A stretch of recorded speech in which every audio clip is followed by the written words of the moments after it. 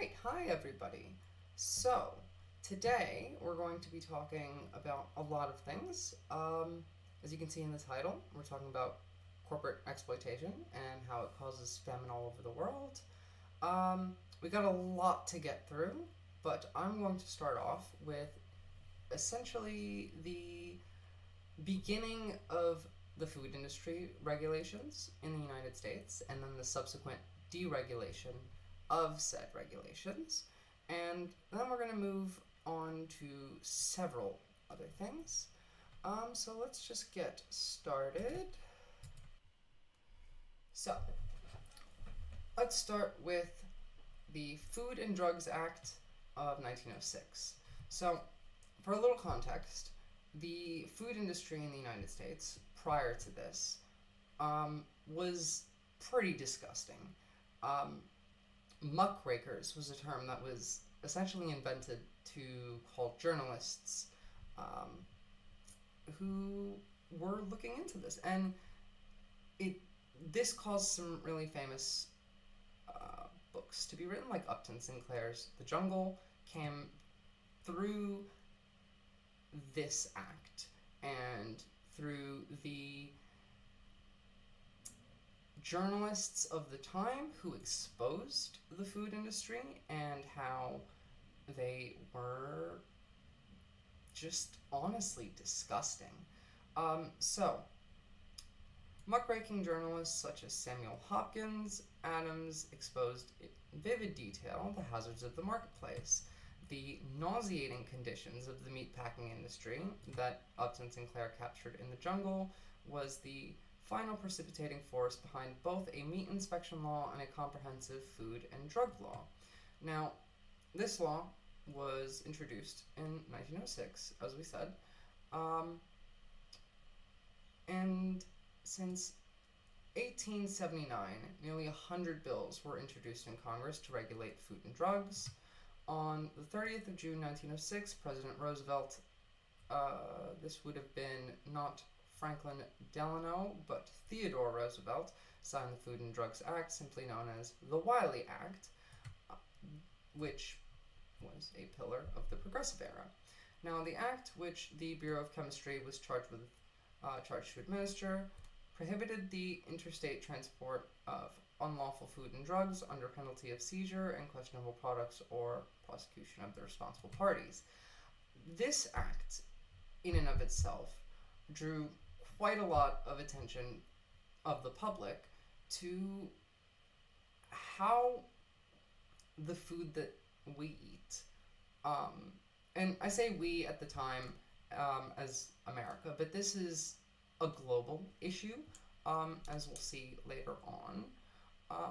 Foods were not defined according to analogous standards, but the law prohibited the addition of any ingredients that would substitute for the food, conceal damage, or pose a health hazard, or constitute a filthy or decomposed substance.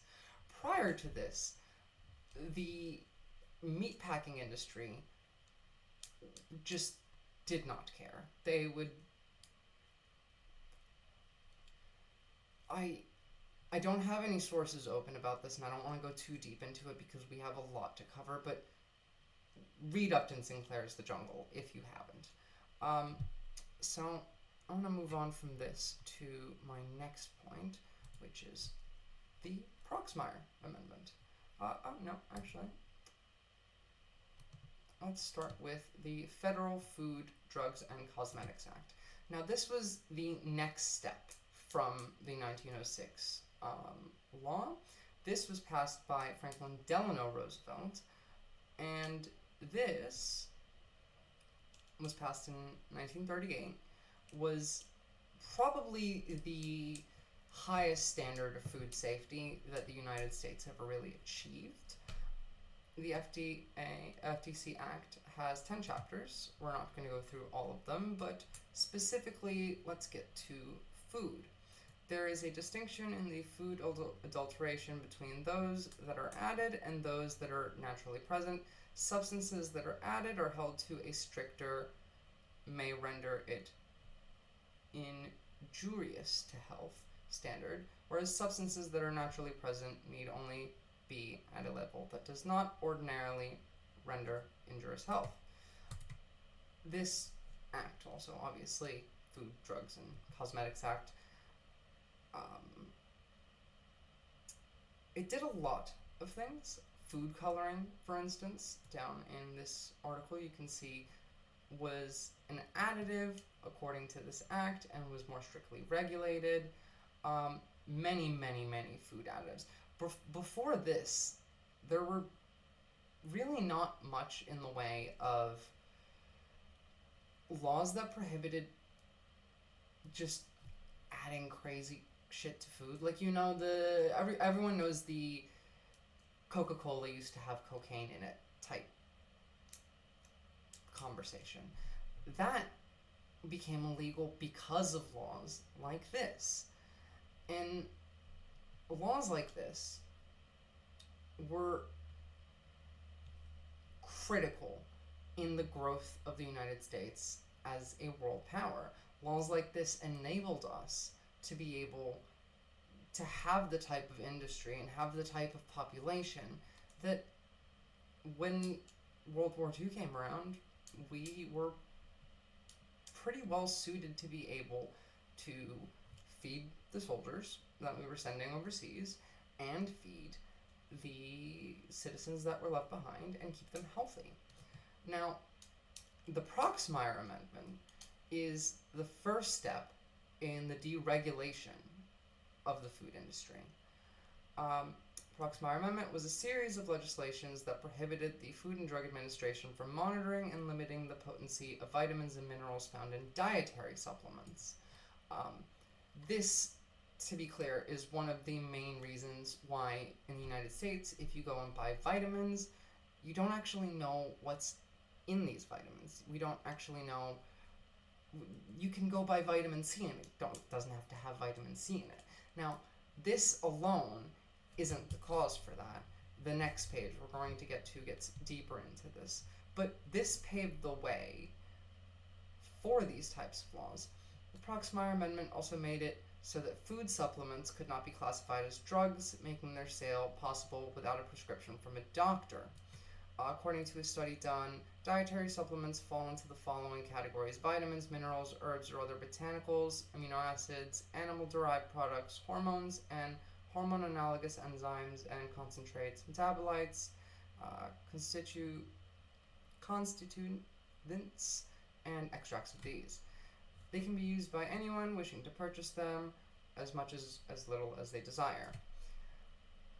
This was sold to the public as giving people the choice to essentially choose how much of what they want. This paved the way for a lot of it's right here. Dietary supplements can be used to increase productivity, treat illness, help mental health such as depression, anxiety, enhancing mental abilities, building muscle, losing weight, etc. This is how it was sold to the public, but this resulted in the sale of lots of fake dietary supplements, lots of snake oil salesmen saying, oh, this will make you lose weight, or this will make you smarter, more energetic, healthier. And there was very little regulation into what went into that. That's where the term snake oil salesman comes from, is they could have been selling you snake oil and telling you that it was a health supplement. Now, we don't really need to define what a health supplement is, but dietary supplements, yeah, we've already gone through this. So, as of 1994, not quite half of Americans took dietary supplements regularly. The president for the Council of Responsible Nutrition said about the Proxmire Amendment, Roger Proxmire meant the survival of our industry. Without that, the Food and Drug Administration could have crippled us. Public opinion was that the Food and Drug Administration restriction on supplement industry would have inhibited American citizens' rights to their personal health care. Some dietitians warned of the dangers of unregulated supplements, saying they were misleading and not actually useful to be marketed. The lasting effects of this, we'll start off a little bit here.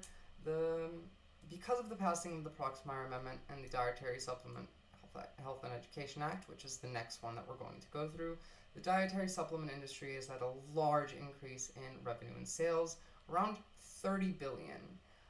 Back in 2015, they had more than 85,000 products selling in stores that didn't help improve health in any way. Now, this is cited by Real Clear Science. Load for me, thank you.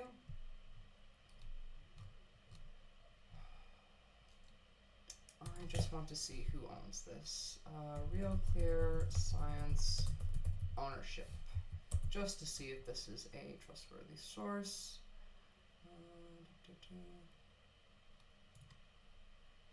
No, not Real Clear Politics, Real Clear Science.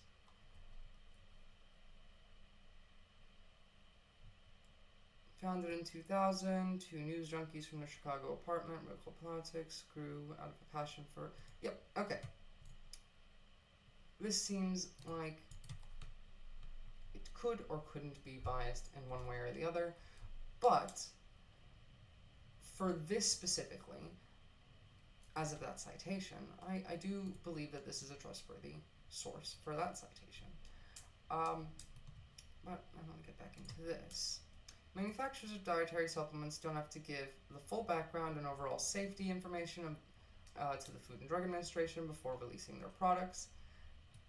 Just this literally means, like, they don't have to tell the FDA what's in their products. They can just say that this is what this is, and this is what it will be. Oh, hello, Justin. Thank you for coming in chat.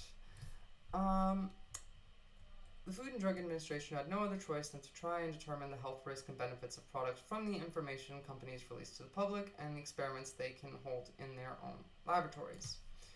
Now, let's get to the thick of things. The Dietary Supplement Health and Education Act of 1994. Now, this, for some background, in the late 80s and early 1990s, the American Congress was evaluating several bills that would have increased the power of the FDA. One of these acts is the Nutrition Advertising Coordination Act of 1991, would have tightened regulations regarding supplement labeling. This did not pass. Notable advertisements featuring actor Mel Gibson being raided and arrested by FDA agents because he was taking vitamin C supplements. This is genuinely hilarious, but it also goes to show that even back in 1991, there was a lot of influence from corporate lobbies into how the government regulates industry. The Nutrition Advertising Coordination Act didn't pass because of corporate lobbyists, because of advertisements, including actors like Mel Gibson. Senator Orrin Hatch, Republican, Utah, and Tom Harkin, Democrat from Iowa, introduced the Dietary Supplement Health and Education Act in 1994. On October 25th, 1994, President Bill Clinton signed the act into law. Now, what does this actually do? The act defines the term dietary supplement to mean a product other than tobacco intended to supplement the diet that bears or contains one or more dietary ingredients, including a vitamin, a mineral, an herb, a botanical, amino acid, dietary supplement used by humans to supplement the diet and increasing their total dietary intake. What this actually did was it made it so that there was even less in the way of things that the FDA could do to regulate these types of supplements. Nutritional information in the form of supplement facts panels, including the portion serving size, the amount, the dietary value, and of each dietary ingredient. Now, this law is the reason why we have these food labels that have all of the ingredients present in them and the serving sizes.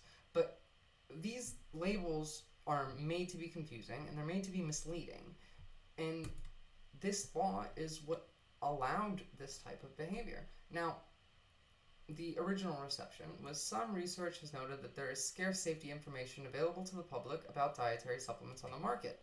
Other research has shown that the FDA has insufficient network in the dietary supplement marketplace for responding to reports of adverse effects. A bill to require tracking of illnesses related to the supplements was blocked in 2010 by Senator Hatch, which again was the Republican senator from Iowa who was one of the people who proposed this bill to begin with. Now, this act has been widely criticized. The deal that the act and the what is the NCCA? Was that the no? Let's find out what this is. Not whatever. Doesn't matter. Made with the public was this.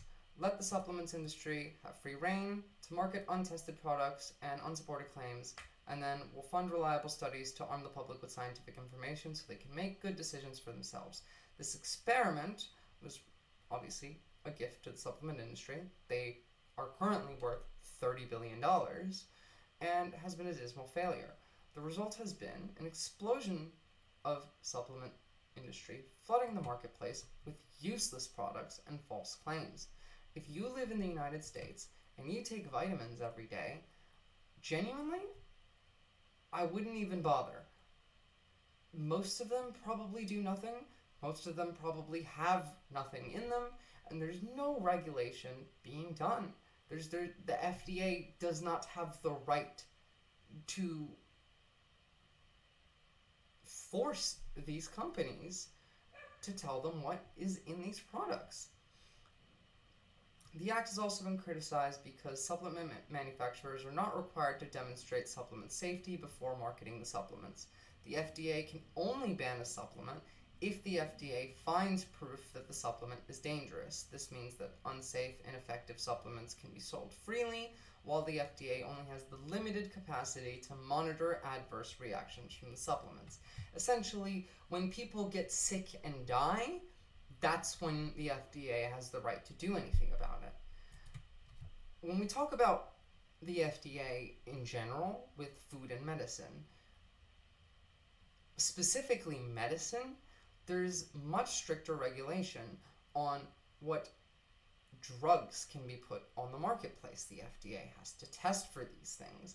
But when it comes to dietary supplements, which again can be just drugs, can be nothing.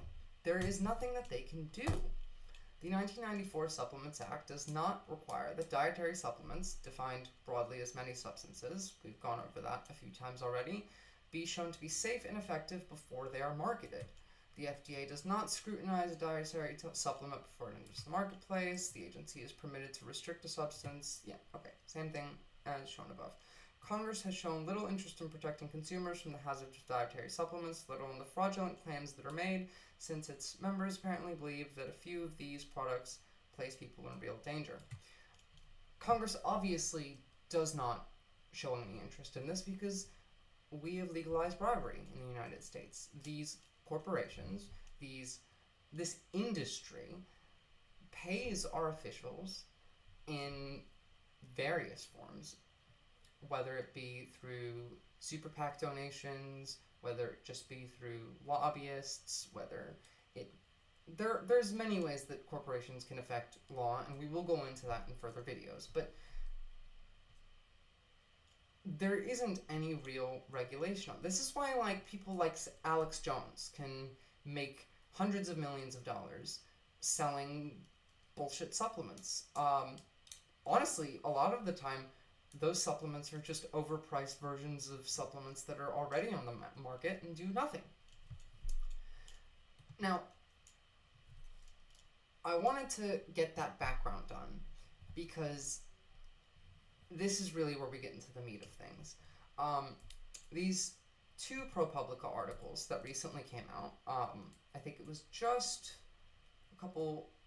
about a month ago, on March 21st, show how the US government, and through the lobbying interests of corporations, have harmed people overseas and not just in the United States. Now, the US government defended the overseas business interests of baby formula makers, and kids paid the price. This article is the one that I really want to go through, but we will go through quite a bit of this one. So, in Thailand, when Gustan Onlamai, I'm sorry, I will butcher foreign names, I'm very bad at pronunciation, arrived at school at the age 4.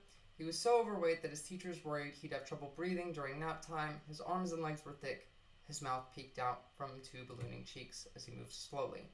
Throughout his toddler years, Gustan had regularly asked his parents to refill his bottle with his favorite milk, a type of formula made especially for kids his age, and they were happy to oblige. The parents, who lived in a rural province north of Bangkok, had carefully chosen the brand.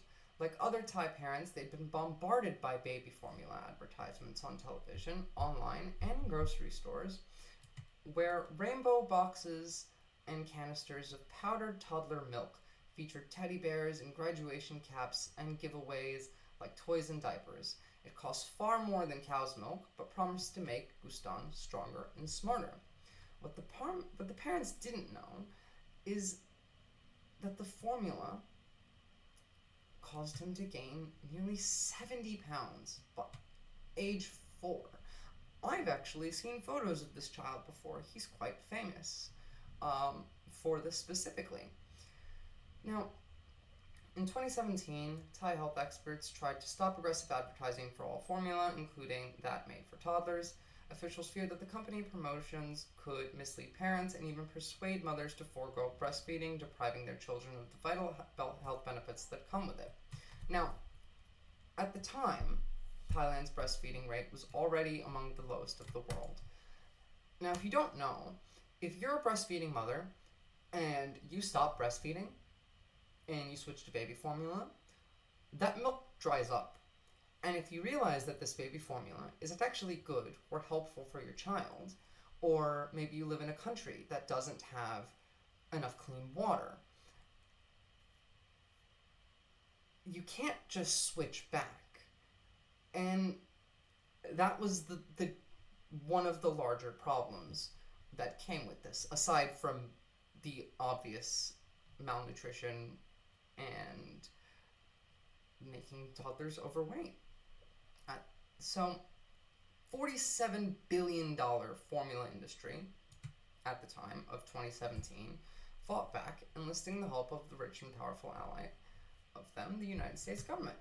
Over 15 months, U.S. trade officials worked closely with formula makers to wage a diplomatic and political pressure campaign to weaken Thailand's proposed ban on formula marketing, the ProPublica investigation found.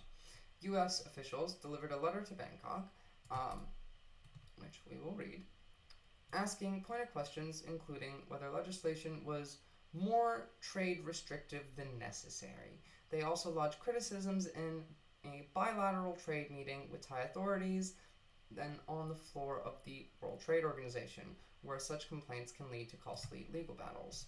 Now, this is a very long document. I will put this in my sources and citations document. It'll be linked in the description of the video once it's posted as a VOD. But back to this one. Thai officials argued that the new regulations would protect mothers and babies, as they would. In the end, though, the Thai government backed down. It banned the advertising for infant formula, but allowed companies to market formula for toddlers like Gustan, one of the industry's most profitable and dubious products. The final law also slashed penalties for violators. Again, deregulation of the food industry. You need to regulate corporations because they will never regulate themselves. That is the entire function of a corporation, is to seek profit, and that's it. That's the whole point. There's nothing more than that. Our law is really weak and enforcement is really weak, said Dr. Siruat Tiptardal, who championed the proposed ban as a former advisor to Thailand's health minister. In an interview in Bangkok, he said he was upset and disappointed. I'm sure he was much more than that. So, this didn't just happen in Thailand, by the way. Together, the reporting shows the U.S. government repeatedly used its muscle to advance the interest of multinational baby formula companies such as Mead, Johnson, and Abbott, while thwarting the efforts of Thailand and other developing countries to safeguard the health of their youngest children. Last March, a meeting in Düsseldorf, Germany, U.S. officials opposed reference to formula advertising bans in a new international food standard for toddler milk. This move came after industry lobbying. At the center of the efforts was the Office of the United States Trade Representative, which advises the president on trade policy. Emails show its staff in regular contact with baby formula makers and the industry groups through marketing.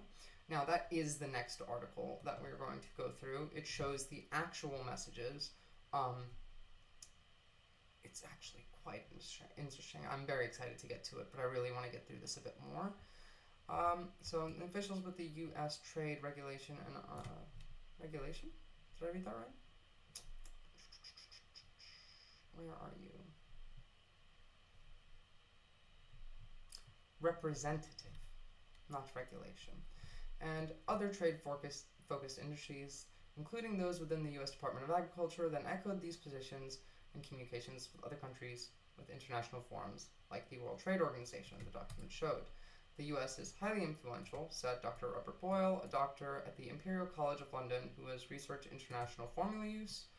In many places, the lobbying appeared to succeed. Hong Kong, for example, watered down some of its formula regulations after objections from U.S. trade officials, who said in a draft letter that, quote, rules could result in significant commercial loss for U.S. companies, putting profit over the health of people, even internationally. And a proposal in Indonesia stalled after questions from the U.S. and the WTO. Notably, such advocacy has not only hindered local attempts to stop formula marketing, that critics say is misleading and is definitely predatory. Yes, Katie, you should definitely not give an infant formula. If you have no other option, I would recommend doing quite a lot of research into it before you do so. But breastfeeding is almost always better. Also has undermined the work of the U.S. foreign aid and health officials who have long supported breastfeeding around the globe. They call it one of the highest returns on investment of any development activity because of the well-documented benefits for babies in health and cognitive growth. The meddling broke into the public view in 2018 when officials from the Trump administration were accused of threatening to withhold military aid from Ecuador if the country didn't drop its proposed resolution to support of breastfeeding at the World Health Organization.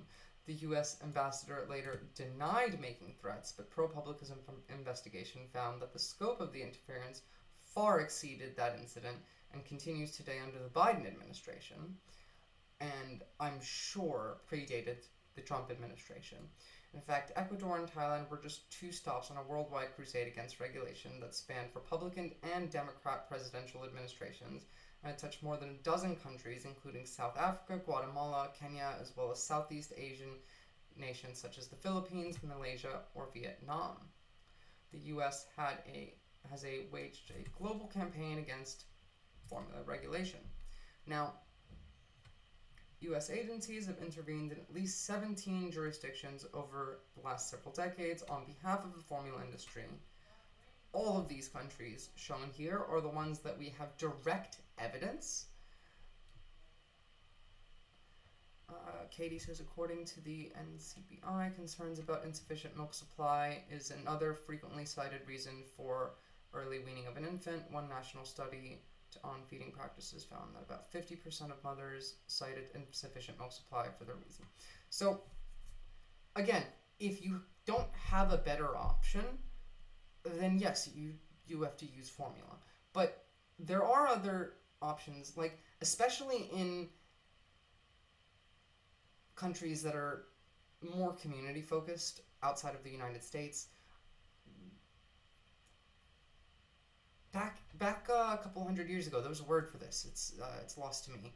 Um, Milkmaids, I believe that they were called, is what the rich and wealthy would use when, let's say, like a princess gave birth to their child and they didn't really feel like breastfeeding. They would find somebody else who had given birth and who was feeding a child. And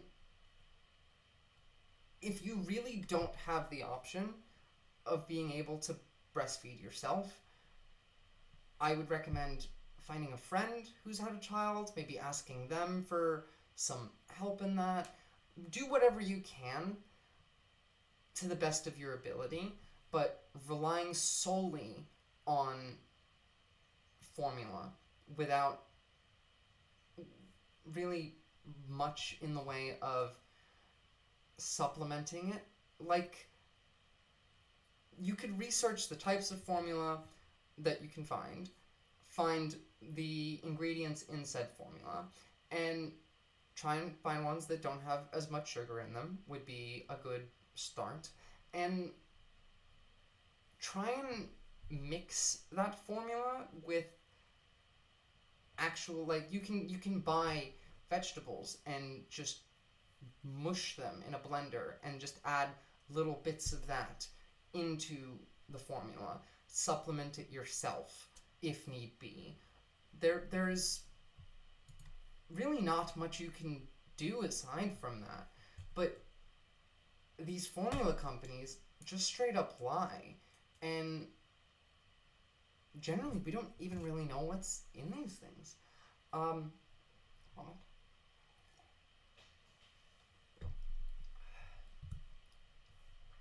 So neither Abbott nor Mead Johnson responded to requests for interviews or detailed questions from ProPublica.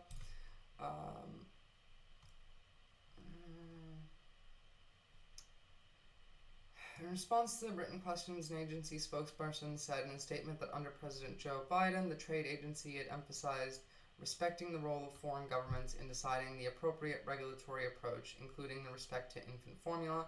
This is just not true. It doesn't matter whether it's Joe Biden, Donald Trump, Obama, Bush. We've been doing this for decades. A famous incident that I'm not sure is in this article, but let me just pull up formula scandal. There we go. In 1977, there was a boycott in the United States of Nestle. The boycott expanded into Europe, and in the 1980s was prompted by concerns about Nestle's aggressive marketing of infant formula substitutes for breast milk, particularly in underdeveloped countries. The boycott canceled and renewed because of business practices of Nestle and other. So this has been going on for a very, very, very, very, very long time. I'll link this one in my source doc too, because I don't really have the time to go over it. We have way more than just what's shown on this bar to go through. But again, Katie, thank you for the excellent question. In 2021, for example, officials complained that Filipino trade authorities about complained to Filipino trade authorities about stricter formula marketing rules that they considered overkill, and expressed fears about regulatory spillover elsewhere in Southeast Asia. In Kenya, they sought to strike a provision in a proposed formula advertising ban after the industry group sent the U.S. Trade representative a paper seeking its deletion. In October of this past year, in 2023, the American Academy of Pediatrics published a new report warning about the marketing of toddler formula. Products are advertised as follow-up formulas, weaning formulas, or toddler milks and formulas are misleadingly promoted as a necessary part of a child's dietary health. Dr. George Fuchs III, a lead author of the study, said, The drinks are worse than infant formula for babies under 1 year. He said offer no benefit over much less expensive cow's milk in most children older than the age of 12. So that's an answer for you there. Cow's milk would be alone more beneficial than just baby formula, according to this study by the American Academy of Pediatrics. Again, all of these are links. You can open them up and read them. They'll be all in the description. Unlike infant formula, toddler milk are not regulated by the Food and Drug Administration. Nutrition experts have warned about hefty doses of sweeteners and sodium in some brands. The Infant Nutrition Council of America, a formula industry group, defended toddler drinks, saying that they can contribute to nutritional intake and potentially fill nutrition gaps for 12 months and older. Now, the Nutrition Council of America, let's have a look real quick. Funding.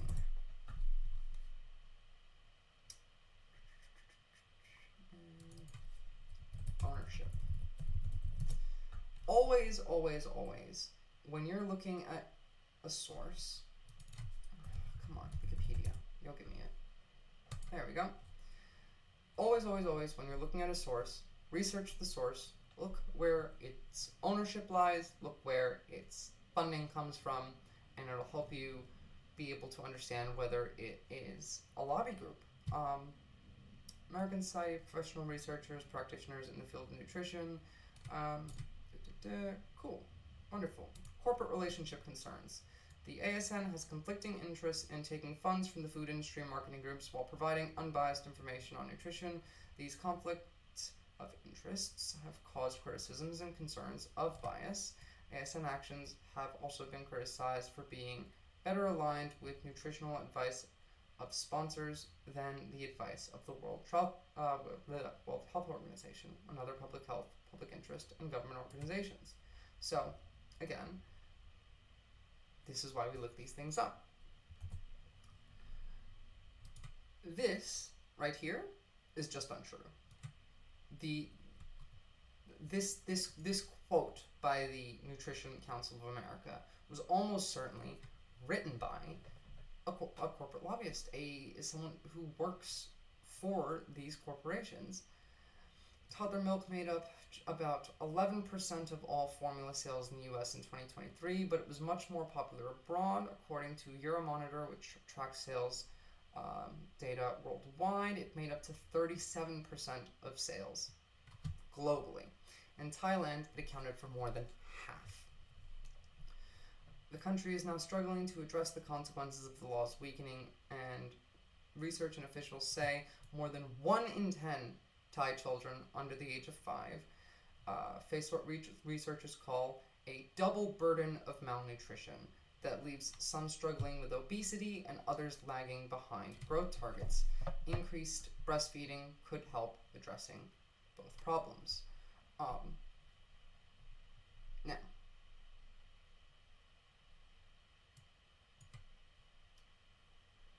formula is one of only 2 products with international recommendations to prohibit its marketing. The other is tobacco.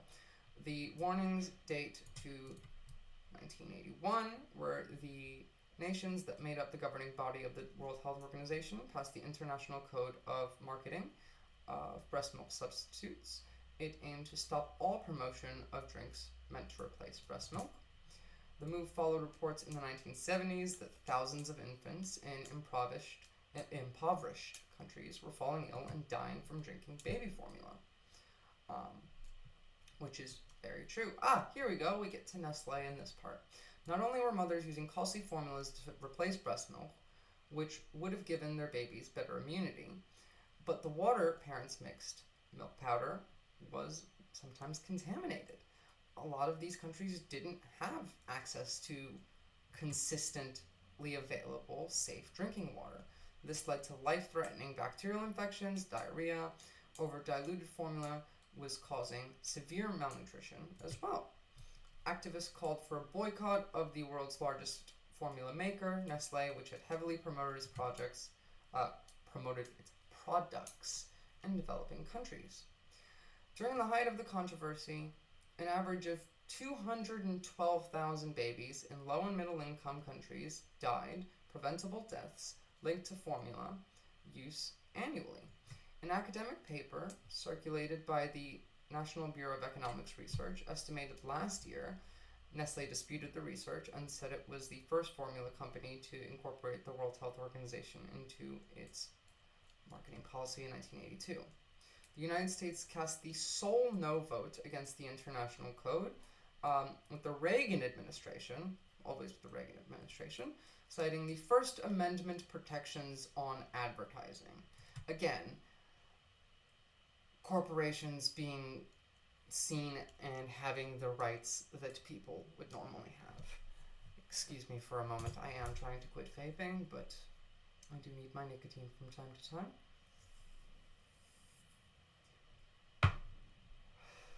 Very unprofessional of me.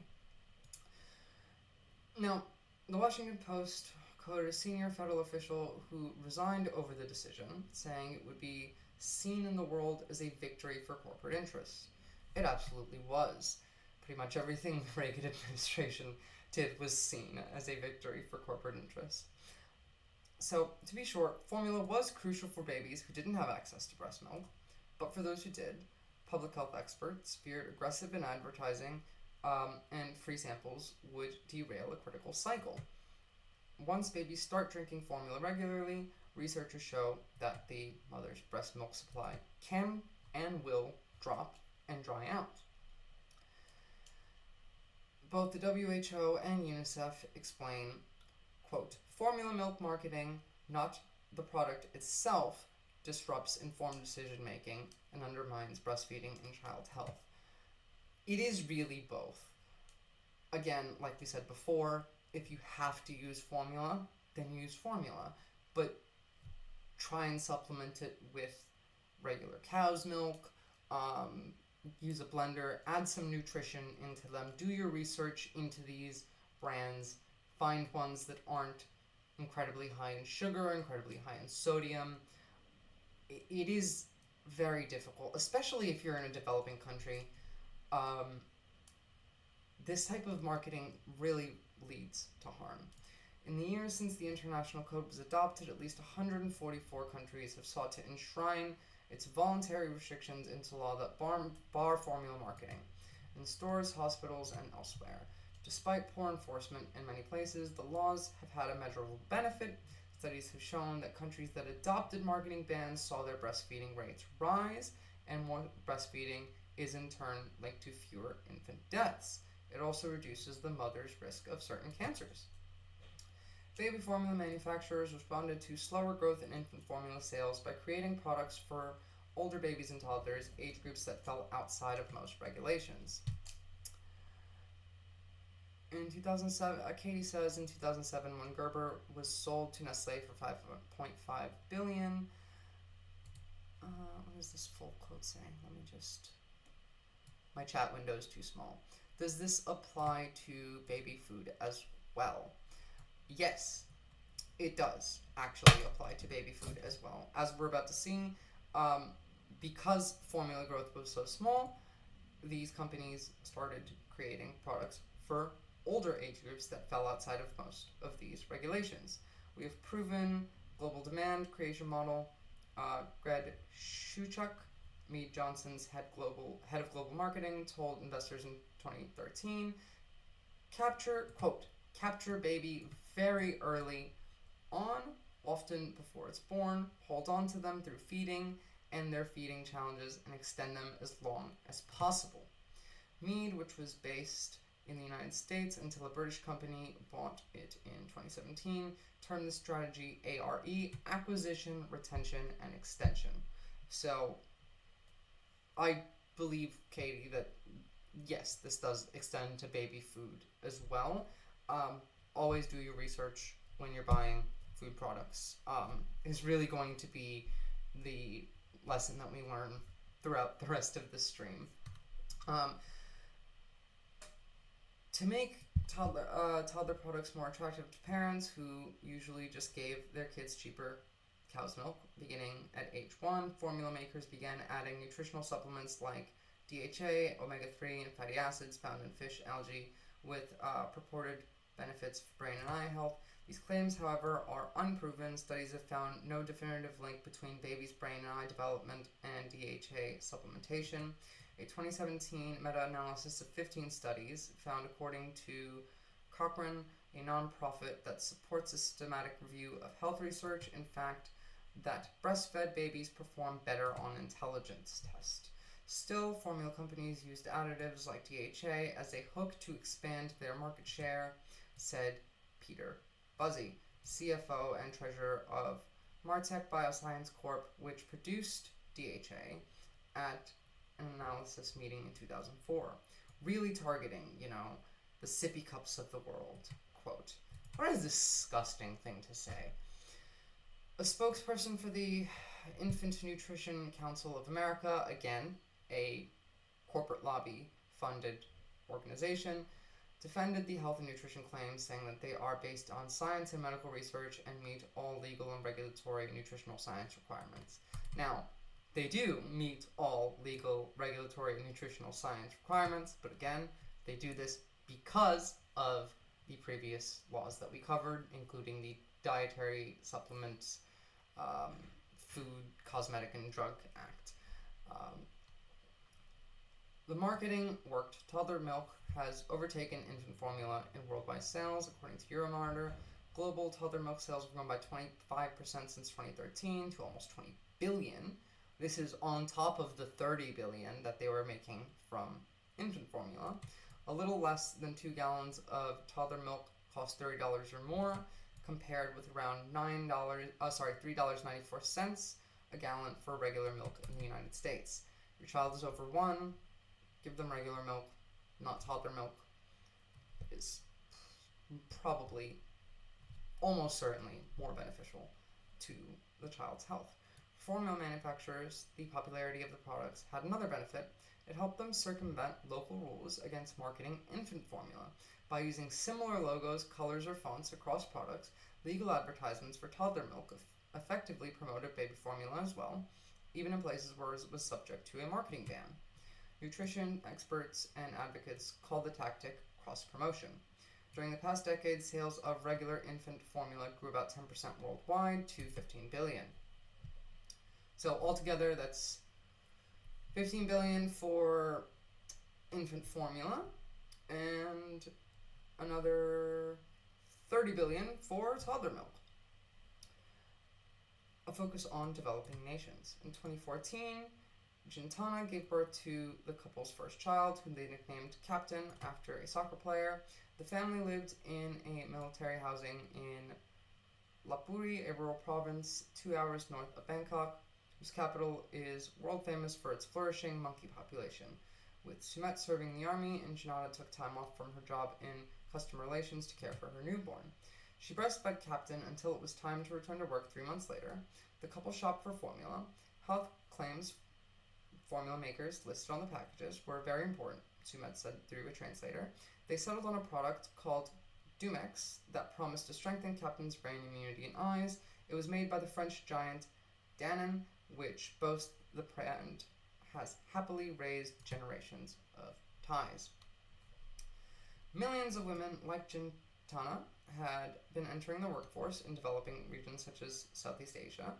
The big 6 transnational companies that make most of the world's baby formula saw this as a boon. For Mead Johnson, the maker of Enfamil, the benefits of developing economies were twofold. Firstly, in most countries, breastfeeding is incompatible with women participating fully in the workforce. Finish quote.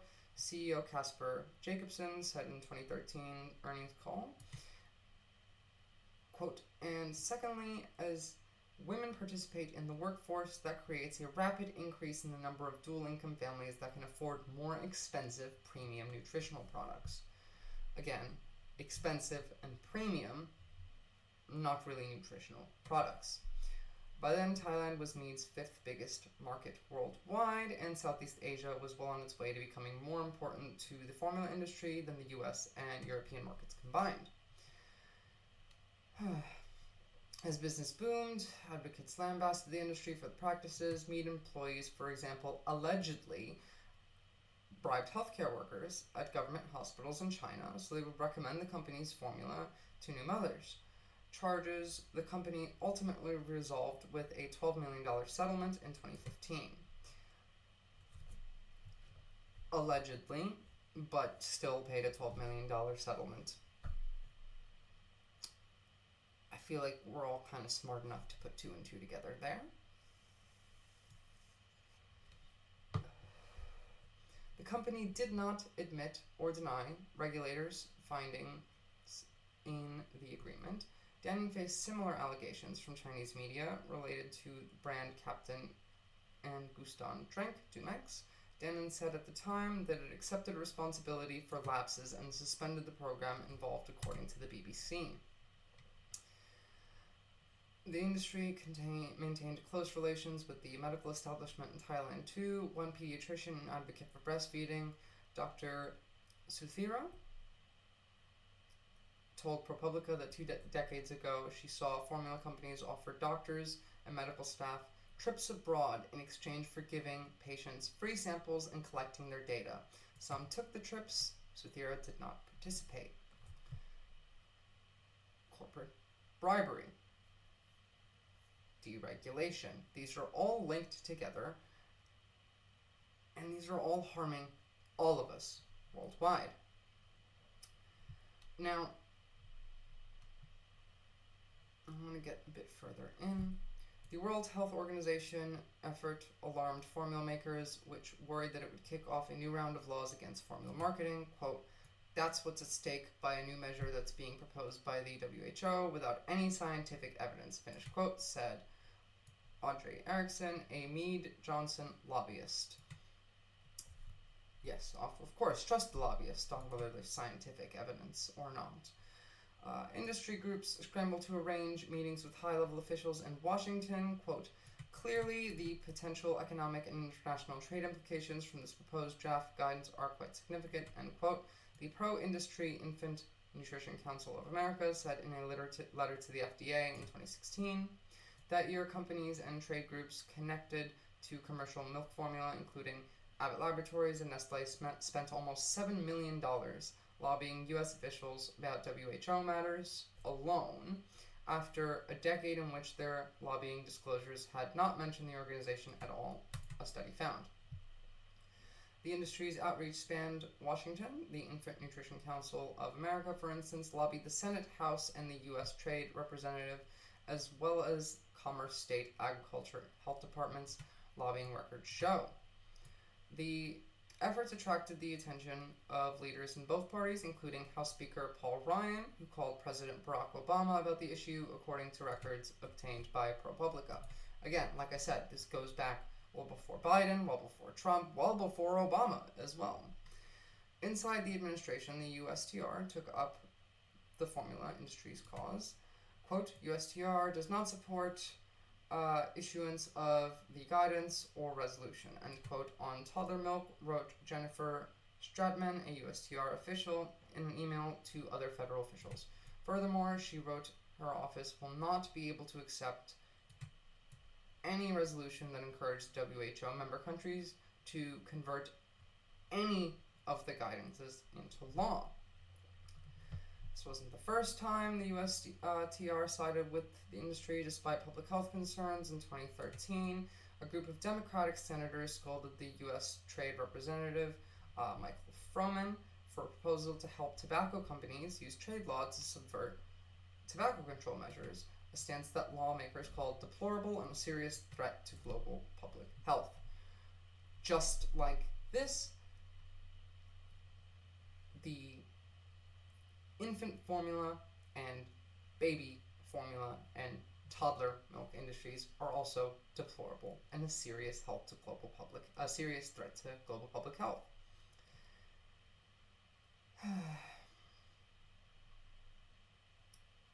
A lot of this is in the next article, so I'm just looking for anything in here that is important to get through.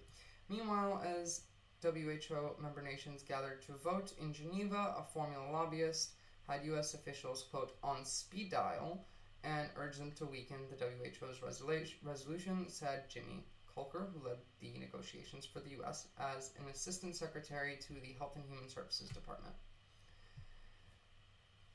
In the end, the United States delegation persuaded the WHO nations not to, quote, endorse their staff's own recommendations. Instead, the body voted only that it, quote, welcomes with appreciation the guidance.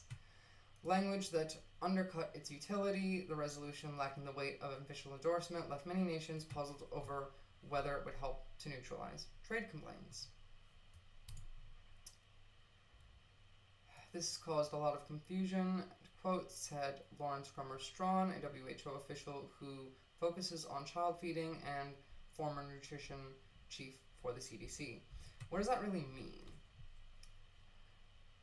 The practical impact of the resolution, weakened wording, became clear within months when the US and other dairy producers like Australia and Canada accused Thailand of attempting to obstruct trade with its marketing ban.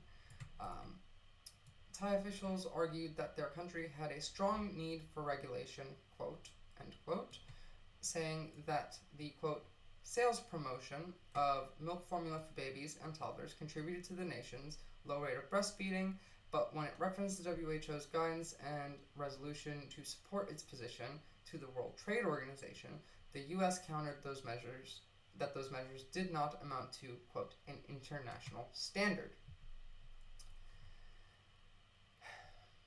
When Thai National Legislative Assembly finally passed its formula marketing measure in April of 2017, the provisions that the U.S. and its allies, plus some Thai doctors and industry lobbyists, had complained about most loudly were either watered down or gone entirely. Lawmakers had reduced the maximum criminal penalty for violators from 3 years in prison to 1 year in prison, and the maximum fine from $8,700 to $2,900, USDA documents show. The law banned the marketing of infant formula and outlawed cross-promotion, but it still allowed the advertising of products for 1 to 3 year olds.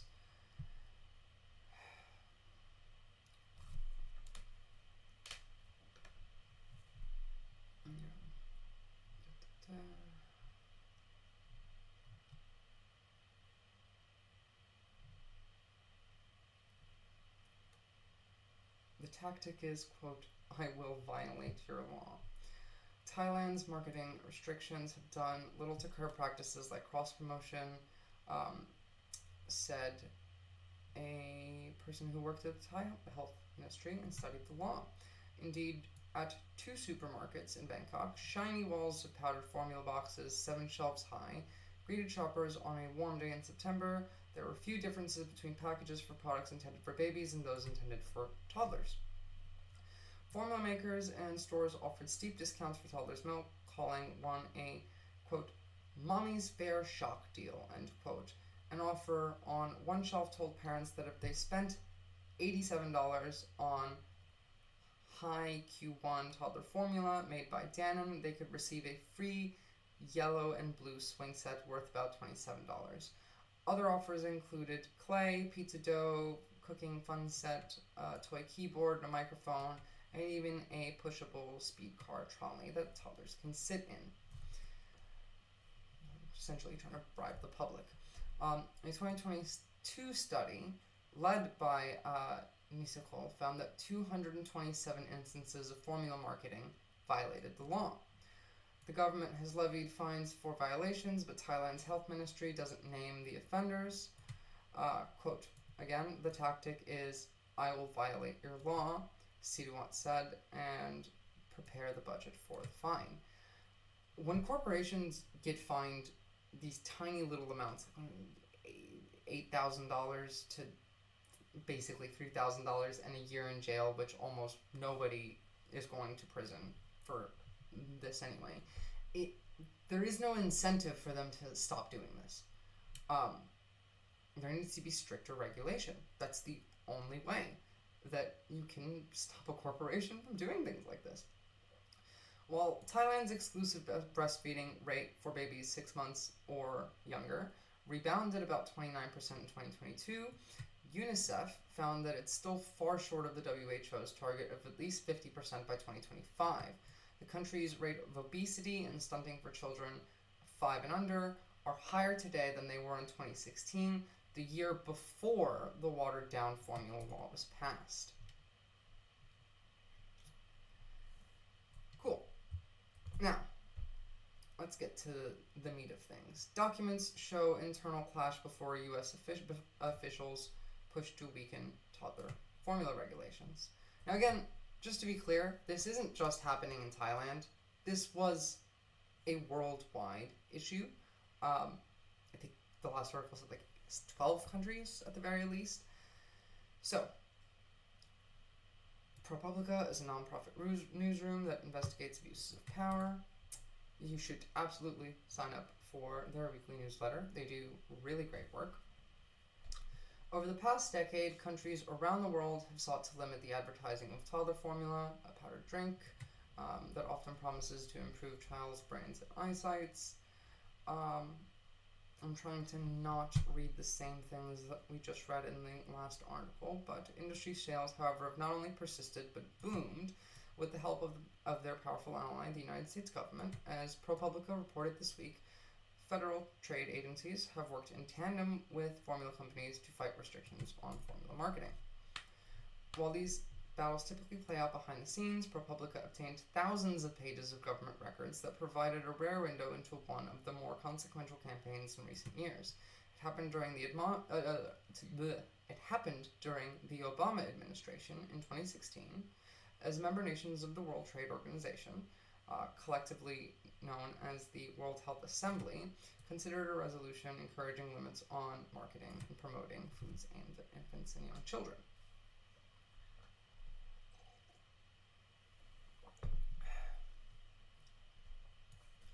Documents obtained via a Freedom of Information Act request show a stark pattern. Representatives of U.S. trade agencies aggressively seeking to weaken WHO resolutions. One Microsoft Word document cataloged dozens of comments and objections.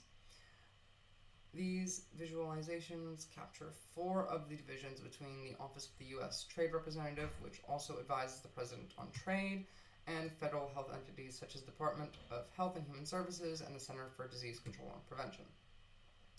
The full document, including the tracked changes and comments, are depicted below. So, here we go. Draft World Health Assembly Resolution 69.9, paragraph 5. Now, this was the original text.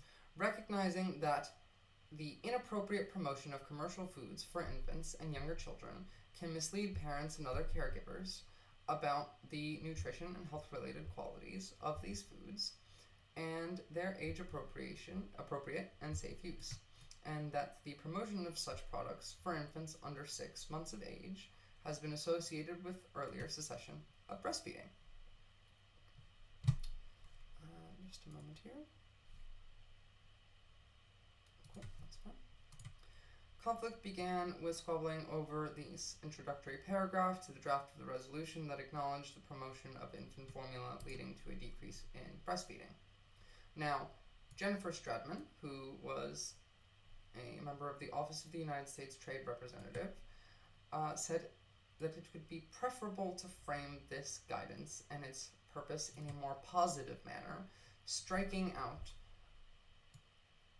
quite a bit of the text and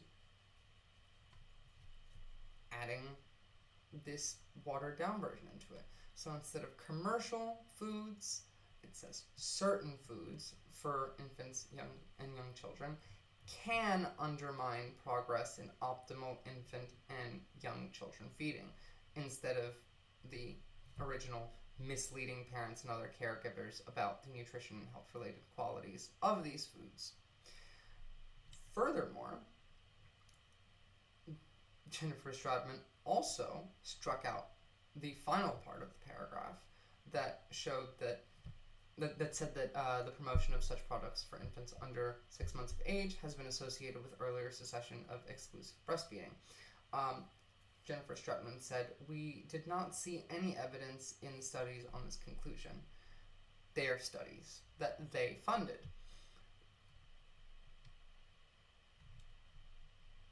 Now, the CDC's Jennifer Seymour disputed Stratman's claims and commented that the language about breastfeeding must not delete. There is significant evidence to support this assertion. And then the Office of Global Trade Affairs, a Health and Human Services official, agreed with Seymour, arguing that there was significant evidence to support, quote, must retain significant evidence in the overall literature supports this statement and domestically and internationally. Now in paragraph 10 of the same draft, the World Health Assembly wrote, endorses / takes note of the technical guidance on ending the inappropriate promotion of food for infants and young children. This was also challenged by Stratman, the trade official, removed the word endorses and commented that the Trade Representative's Office does not support using positive language to describe the nation's stance on the resolution. Quote, we cannot support endorses, welcomes, or other positive language.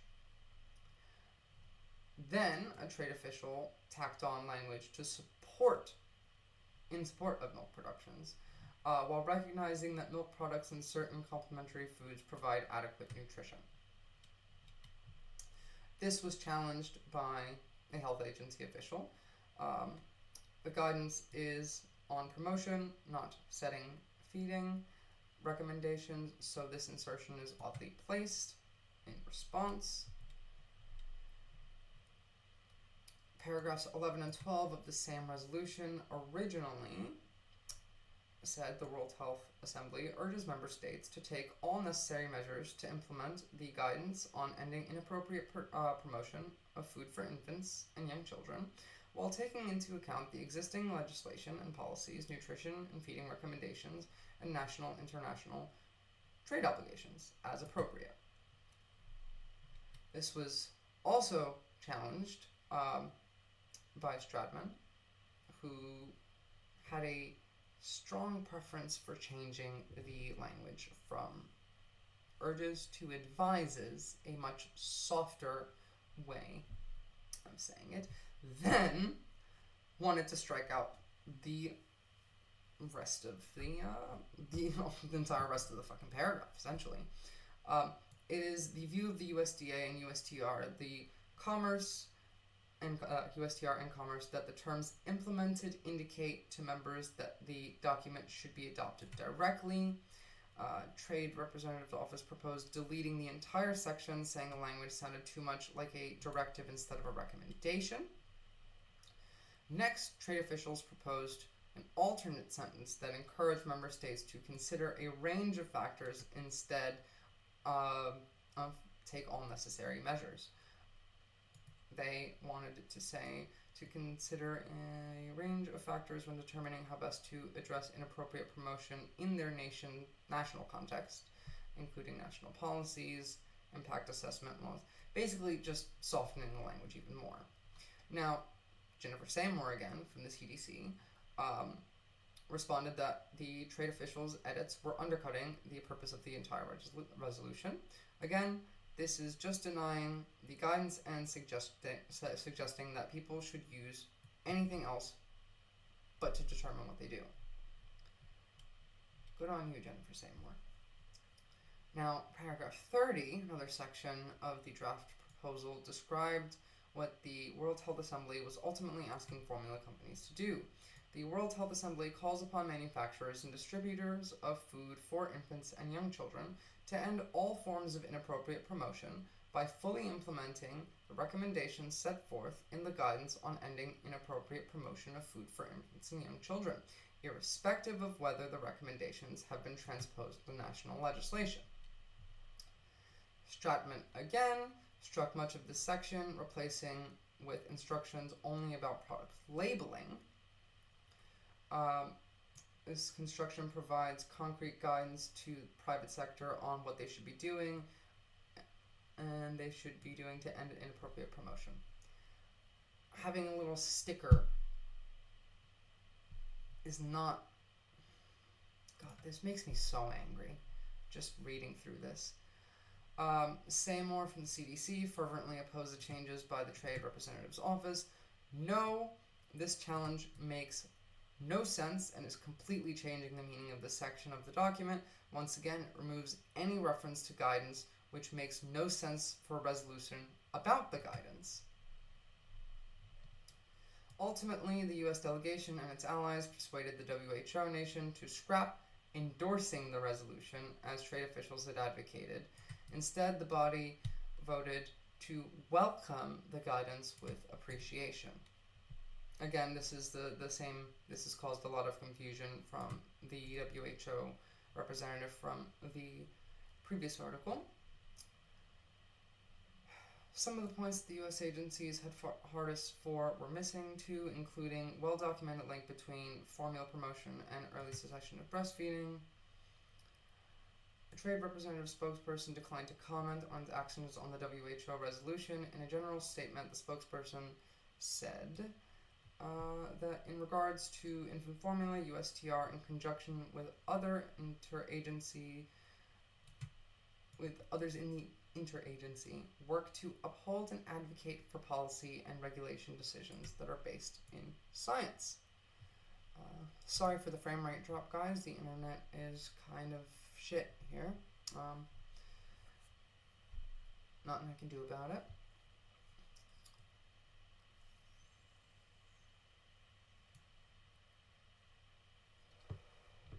A CDC spokesperson did not comment on the interagency debate, saying only that Seymour was invited to join as an expert on breastfeeding and infant nutrition. The Department of Health and Human Services did not respond for questions on the story, but Jimmy Colker, the assistant secretary who led the negotiations for the U.S. in Geneva, told Reuters at the time that he was content with the outcome. Just absolutely disgusting. Now, to move on off of baby formula, I want to talk about food production worldwide. Now, GRAIN is a small international nonprofit organization that works to support small farmers and social movements in struggles for community-controlled biodiversity food systems. This is actually a nonprofit. They are not corporate funded. I did research into this. Now, this article is a bit old. It's from 2014. Hungry for land, small farmers feed the world with less than a quarter of the farmland. We will talk more in detail about this. Let me just take that. I want to open a couple more links and add them here to talk about.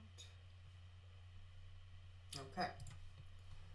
Now, let's start with this one. Governments and international agencies frequently boast that small farmers control the largest share of the world's agricultural land. Inaugurating 2014 as the International Year of the Family Farming, Jose Graciano de Silva, Director General of the United Nations Food and Agriculture Organization, sang the praise of family farmers but didn't once mention the need for land reform. Instead, he stated that family farms already manage most of the world's farmland. A whopping 70% of the food at the time in 2014 that was produced in the world was produced by small farmers. This number is pretty similar even today. Another report published by various UN agencies in 2008 concluded that small farms occupy 60% of all arable land worldwide. Other studies have come to similar conclusions. But if most of the world's farmland is in small farmers' hands, then why are there so many of their organizations clamoring for land redistribution and agrarian reform? Because rural people's access to land is under attack everywhere. From Honduras to Kenya, from Palestine to the Philippines, people are being dislodged from their farms and their villages. Those who resist are being jailed or killed.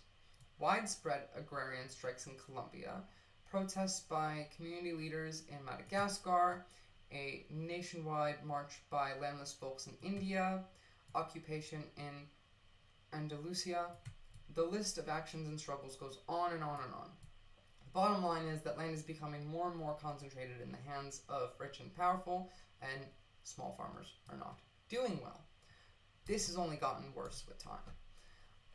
Rural people don't simply make a living off their land, after all. Their land and territories are the backbone of their identities, their cultural landscape, and the scope of their well-being. Yet land is being taken away from them and concentrated in fewer and fewer hands at an alarming pace. There's another side to this picture that concerns food. While it's now increasingly common to hear that small farmers produce the majority of the world's food, even if that is outside of market systems, we also constantly are being fed the message that, quote, more efficient industrial food system is needed to feed the world. At the same time, we are told that 80% of the world's hungry people live in rural areas, many of them farmers or landless farm workers. How do we make sense of all this? What is true and what's not? What actions do we need to take? Let's look at some numbers. I'm not going to read this page just because I want to, I want to get to the actual numbers. The vast majority of farms in the world today are small and getting smaller. By our calculations, over 90% of all farms worldwide are small, holding an average of 2.2 hectares of land. Even if we exclude China and India, where about half the world's small farms are located, from the calculations, small farms still account for over 85% of all farms on the planet today. Well, in 2014. In over 2/3 of all countries, small farms, as defined in each country, represent more than 80% of all farms. In only 9 countries, all of them in Western Europe, are small farms a minority. Due to a myriad of forces and factors such as land concentration, population pressure, or lack of access to land, most small farms have been getting even smaller over time. Average farm size has shrunk in Asia and Africa. In India, the average farm size roughly halved from 1971 to 2006, doubling the number of farms measuring less than 2 hectares. In China, the average area of land cultivated per household fell by 25% between 1985 and 2000, after which it slowly started to increase due to land concentration and industrialization. In Africa, average farm size is also falling. In industrialized countries where industrialization of agriculture is rampant, average farm size is increasing, but not the size of small farms. Now, this is the table of global distribution of agricultural land according to 2014. So, Africa has about 1,242,624 hectares of agricultural land.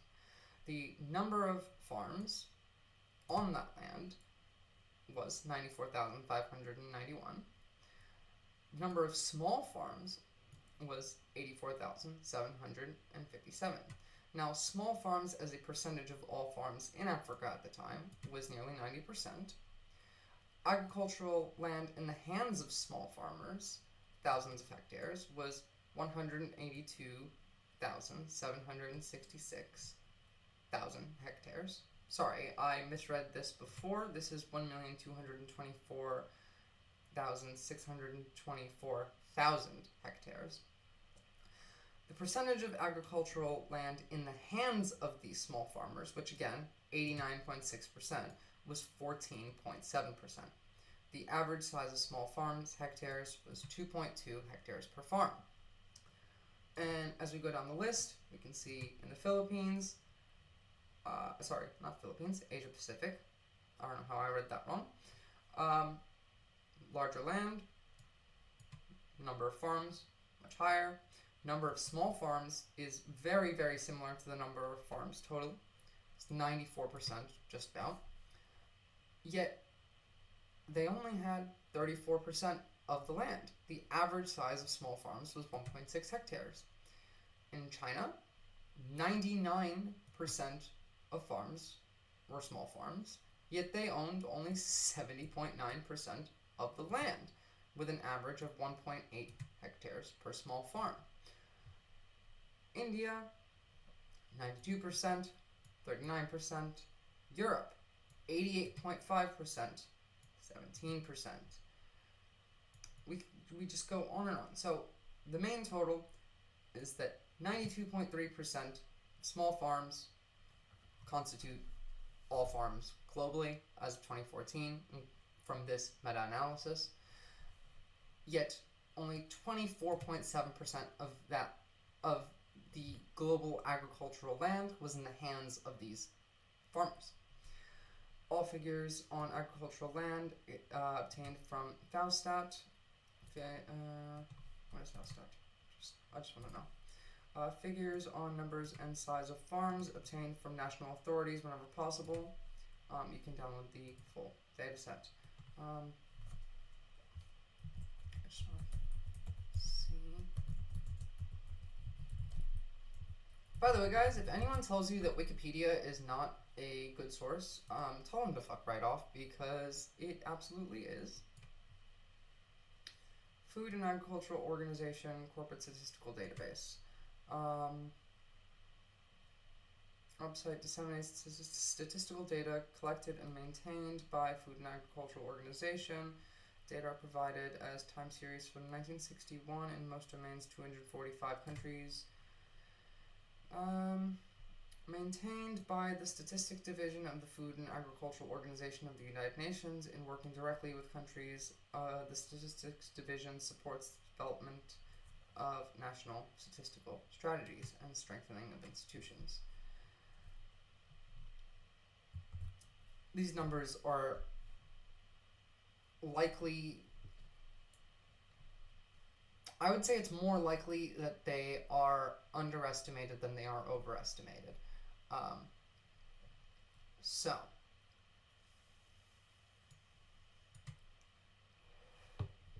small farms being squeezed onto less than a quarter of global land.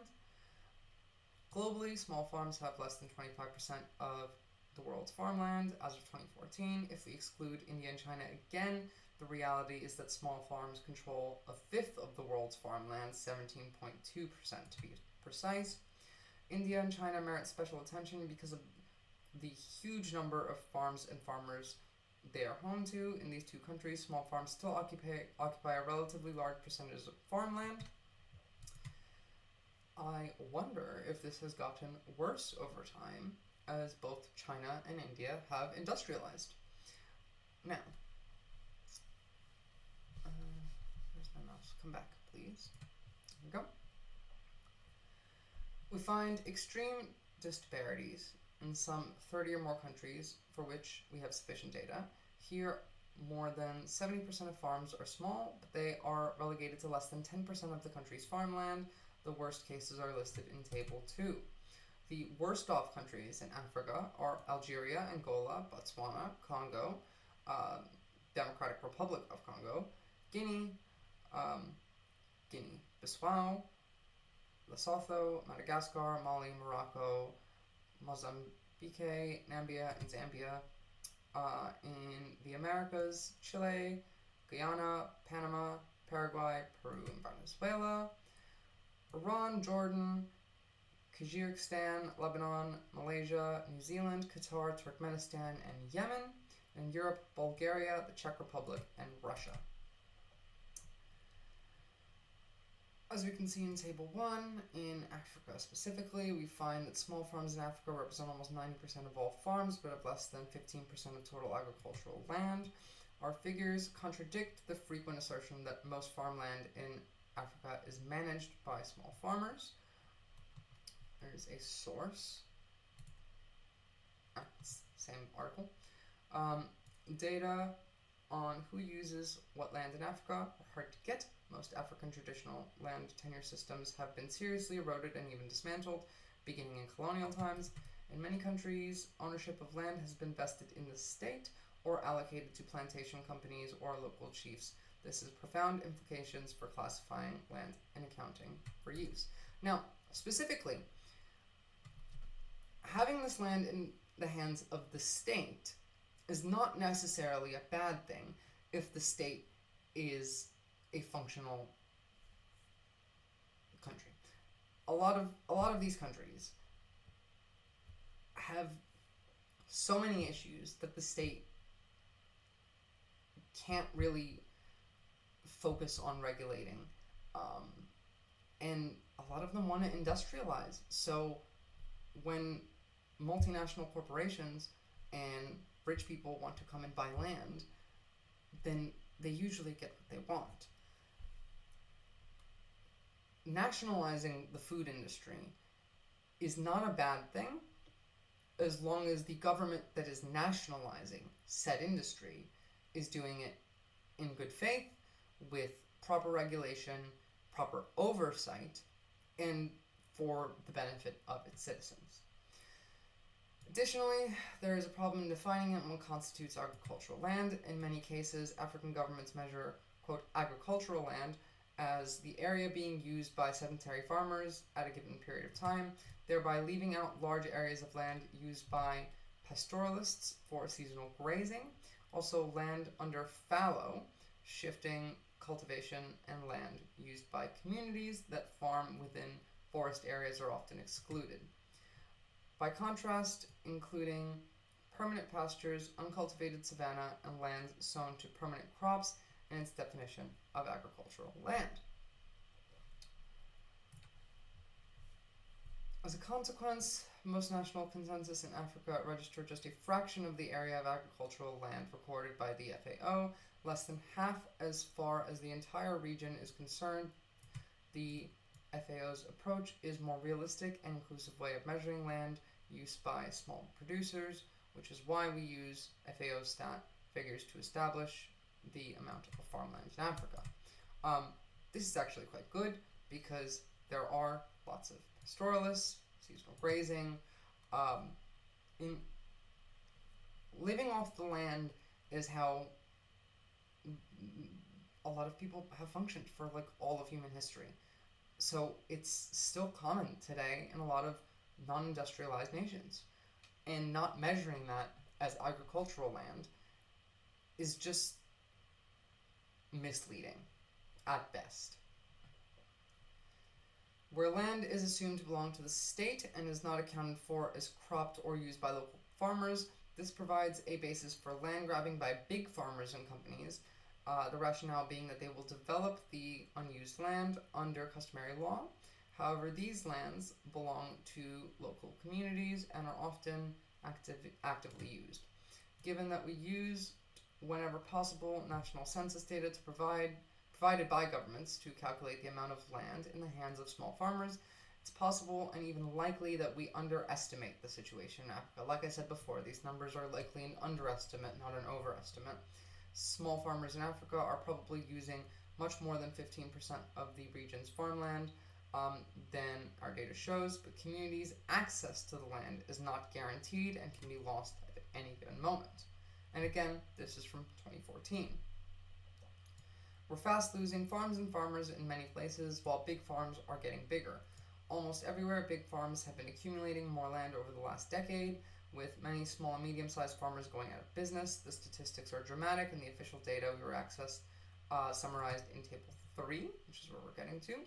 The situation seems most dramatic in Europe, where decades of EU agricultural policies have led to the loss of millions of farms. In Eastern Europe, the process of land concentration started earnestly after the fall of the Berlin Wall and the enlargement of the European Union. Millions of farmers were forced out of business by opening up Eastern European markets to subsidized farm produce from the West. In Western Europe, meanwhile, biased agricultural policies coupled with large-scale infrastructure, transportation, urbanization projects have been taking a vicious toll. Large farms now represent less than 1% of all farms in the European Union as a whole, but control 20% of EU farmland.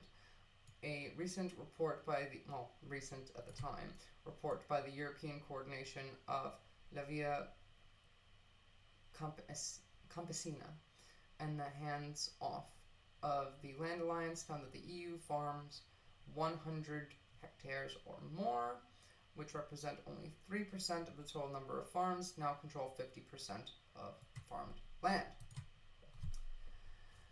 So, for Africa, they found no official statistics on the evolution of farms and land concentration. Numerous research papers indicate that a great majority of countries and small farms are getting smaller because the population pressures such farmers have to share access to existing land among more people while gaining access to no new land. in the Asia Pacific between 1980 and 2005, Japan lost 60% of its farms under 2 hectares. Australia reported 22% fewer farms from 1986 to 2001, and then 15% fewer still from 2001 to 2011. In New Zealand, the number of farms has steadily decreased since the 1990s. The most affected farms are mid-sized, as number of small farms under 40 hectares and big farms over 800 hectares increased about 35% from 1999 to 2002. In Indonesia, a country that has been actively turning forests into agricultural land, the number of small farms increased 75% from 1963 to 1993, but the amount of land in their hands has increased less than 40%, as most newly deforested land has been transformed into big palm oil plantations from 1993 to 2008. The number of farms under half a hectare grew 50%, indicating that small farmers are being pressured to divide their holdings that they have. In Azerbaijan, 20% of farms disappeared between 2000 and 2011. In Bangladesh, 1996 to 2005, the number of farms rose 23%, but the number of landless rural families ballooned by 44%. In Europe, Western Europe, Belgium, Finland, France, Germany, and Norway lost about 70% of their farms since 1970s, and in some cases this trend is growing. In Eastern Europe from 2003 to 2010, Bulgaria, Estonia, and the Czech Republic and Slovakia lost 40% of their farms. Poland alone lost almost 1 million farmers between 2005 and 2010. Within the EU as a whole, over 6 million farms disappeared between 2003 and 2010, bringing the total number of farms down to almost the same level as 2000, before the inclusion of 12 new member states with 8.7 million new farmers. Let me just read that part again. In 2000,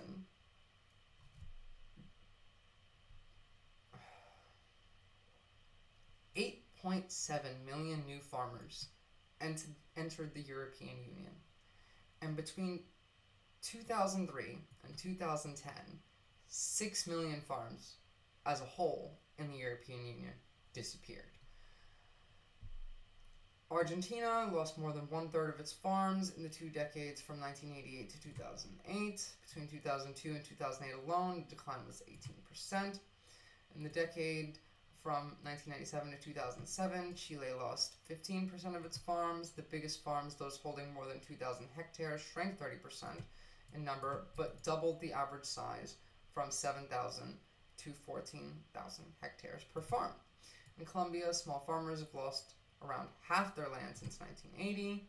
In Uruguay, just since 2000, the number of farms has dropped 20%. This especially affects small farms. There are 30% fewer small farms, and yet they have 20% less land. The United States has lost 30% of its farms in the last 50 years. However, the number of very small farms has almost tripled, while the number of very large farms has more than quintupled. So there are more very small and very large farms, but fewer medium-sized farms. Official data on farm losses and land concentration in Africa and Asia are harder to get, and the situation is less clear since contradictory factors and forces are often at play. In many countries with high levels of population growth, the number of small farms actually increases as farms grow or divided up between children, but at the same time, land concentration in the hands of fewer people is growing. Now, the rapid expansion of huge industrial commodity farms is a relatively recent phenomenon in Africa, while it has been going on for a decade in other countries in Latin America. Soybeans in Argentina, Brazil, banana plantations in several parts of Asia, palm oil. Background and figures for a few major industrial crops. The conclusion is inescapable. Across the world, more and more fertile agricultural land is occupied by huge farms to produce industrial commodities for export, pushing small producers into ever-decreasing share of the world's farmland.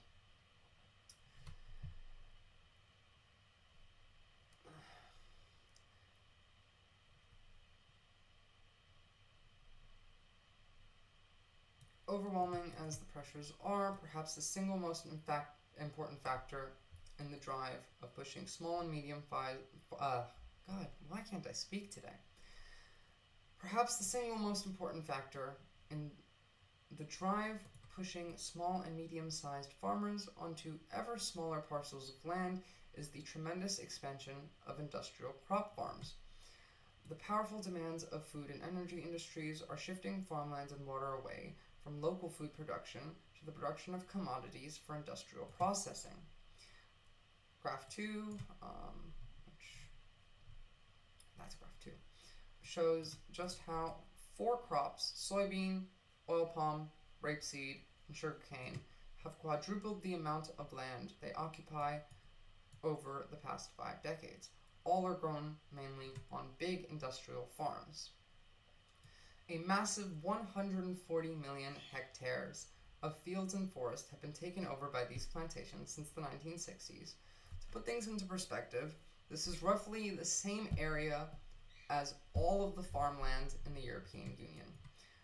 The invasion is clearly accelerating. Almost 60% of the land use change occurred in the last 3 decades. This doesn't take into account any of the other crops that are fast being turned into industrial commodity produced by mega farms, or the tremendous growth of the industrial forestry sector. The FAO calculates that in developing countries alone, monoculture tree plantations grew by over 60%, from 95 to 154 million hectares just between 1990 and 2010. Others put this figure higher and point that the trend is accelerating. Many of these new plantations are encroaching on natural forest, and they are increasingly taking over farmland. Let's have a look at this graph once it loads for us.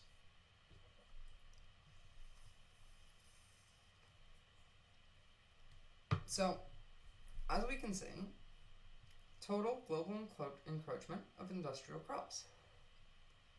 All of these have been growing steadily. This graph past 2011 till today would be even larger. This is not a trend that has reversed or stopped. This has been getting worse since this article has been written, and we'll go over that in the next section. Phew, okay. A research team in Austria analyzed trade flows and agricultural crops in relation to land use. They concluded that global area of farmland dedicated to export crop production grew rapidly by about 100 million hectares during the past 2 decades, while the area producing crops for direct domestic use remained virtually unchanged. Without significant changes in government policies, this aggressive attack by commodity monocultures is set to expand further. According to the FAO, between now and 2050, the world's soybean area is set to increase by 1/3 to some 125 million hectares, the sugarcane area by 28% to 27 million hectares, and the rapeseed area by 16% to 36 million hectares. As for oil palm, there are currently 15 million hectares, currently as of 2015, under production for edible palm oil, not biofuels, and this is expected to nearly double with an additional 12 to 29 million hectares coming into production by 2050. Much of this expansion will happen in Africa, Asia, and Latin America. Soybean and sugarcane are today mostly produced in Latin America, oil palm in Asia, and these crops are also now being pushed aggressively into Africa as part of the global wave of land grabbing. Now, I want to go on a little side tangent here about monocultures for crops. Just a short little side tangent. Monocultural crops are much more at risk of getting diseased and spreading. Bananas that we eat today, the Cavendish, you'll notice that banana flavored things taste very different than actual bananas. And that's because banana flavoring was produced with the species of banana that went extinct because of monoculture. And we introduced the Cavendish as a replacement for that. Now, that is also happening with the Cavendish. Let me actually search this up really quickly.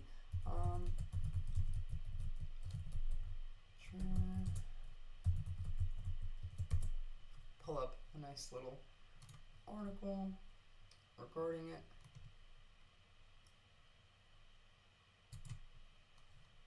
Here we go. Now, this is going to be quite long and we're not going to read the whole thing, but as of 2021, this is from the National Library of Medicine, the vulnerability of bananas to global emerging disease threats. Banana cultivation has increased significantly over the last century to meet growing demand for popular fruit. Originating in Southeast Asia, bananas are now produced in 135 different countries in tropical and subtropical regions. Most of this expansion in production is based on a single banana variety, the Cavendish, which makes up almost all the export trade growth in large-scale monoculture and large part of the local trade, and represents more than 40% of all bananas grown globally. Over the last century, several major diseases of the banana have emerged and widely expanded their geographic ranges. Cultivars within the Cavendish variety are highly susceptible to these diseases, including yellow sigatoka, black leaf streak, you may see leaf spot, freckle, fusarium wilt, tropical, banana bunchy top, bacterial wilts, mako, xanthomonas wilt, and banana blood disease. This review graphically illustrates the emergence and rapid intercontinental spread of these diseases and discusses the several major disease epidemics in bananas. Evidently, the large-scale monoculture base on the single variety, Cavendish, has resulted in extreme levels of genetic vulnerability. The resistance and diversification of Cavendish production chain and the lack of investment in genetics and plant breeding in the recent past means that currently limited genetic solutions are available to replace the Cavendish banana with a set of market acceptable resistant varieties. Again, we had to replace the previous species of banana with the Cavendish for this exact reason, and it's happening again with the Cavendish, and yet we have not done anything about it. We don't have anything to replace the Cavendish when this disease spreads enough to make it so that bananas are not readily available. You won't be able to go to, or they might be available if you live in countries like America or France or Germany, but they will be significantly more expensive because they'll be harder to obtain, harder to grow. And the cause of this is monoculture. When we plant one crop, just one singular crop, all over the place, that is what a monoculture is. That leaves these crops susceptible significantly more to diseases. And yet, we've known for centuries that when you grow several things next to each other, let's say you're growing some grain, and then you're growing some corn, and then you're growing something else next to it, the spread and development of these diseases is significantly less. If you have bananas growing, and then you have something else growing in between the next bananas, then the disease spreading from the bananas to the next bananas is less likely to happen. It's literally just that simple.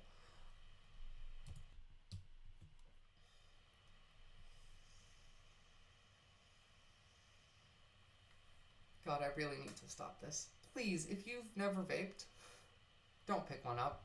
Don't pick one up to quit smoking. Don't pick one up in general. These are terrible for you and terrible for the environment. The trend has been compounded by yet another recent phenomenon, the new wave of land grabbing. The World Bank has estimated that between 2008 and 2010, at least 60 million hectares of fertile farmland were leased out or sold to foreign investors for the purpose of large-scale agricultural production. More than half of this is in Africa. These massive agribusiness projects are throwing incalculable number of small farmers, herders, and indigenous people off their territories. Yet no one seems to have a real grasp of how much land has changed hands through these deals over the last few years. The scores, possibly hundreds of millions of hectares of agricultural land being taken away from rural communities and are not yet captured in official statistics available for this report. There we go. Another way of looking at land distribution through the Gini index, a statistical tool that allows that ranges from 0, indicating perfect equality, to 1, total inequality. For example, when calculated for income distribution, countries with the Gini index above 0.5 are considered highly unequal. Grain gathered Gini indices for agricultural land distribution in more than 100 countries. Most have indices, I really can't pronounce that word, exceeding 0.5, with many reaching 0.8, and even some surpassing 0.9. In the Americas, all countries for which we found information indicate over 0.5, and most of them reach to 0.8 or 0.9. In Europe, the 25 countries for which this information is available, only 3 have an index of under 0.5, where more than a single year's data was available. The most common tendency for the index was to go up, indicating that land inequality is increasing. Despite their scarce and dwindling resources, small farmers continue to be the world's major food producer. At a time when agriculture is almost exclusively judged in terms of its capacity to produce commodities, one tends to forget the main role of farming is feeding people. This bias has infiltrated national census data too, as many nations do not include questions about who produces what and with what means. However, when that information is available, a clear picture emerges. Small farmers still produce most of the world's food.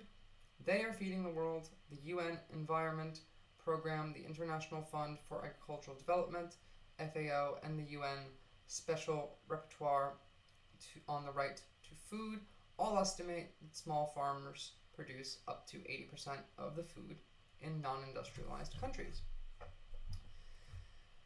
Now, Table 4 shows the percentage of food produced by small farms in those countries where grain was able to obtain good data across a diverse range of countries. The data shown, small farmers produce much larger proportions of their nation's food than might be expected from their limited holdings. Belarus, with 17% of the lands, small farmers produce 87.5% of fruits and berries, 82% of potatoes, 80% of vegetables, and 32% of eggs. Botswana, small farms are 93% of all farmers, have less than 8% of the agricultural land, and produce 100% of the country's ground nuts, 99% of the country's maize, corn, 90% of the Malay, 73% of beans, and 25% of the sorghum. I don't actually know what that is.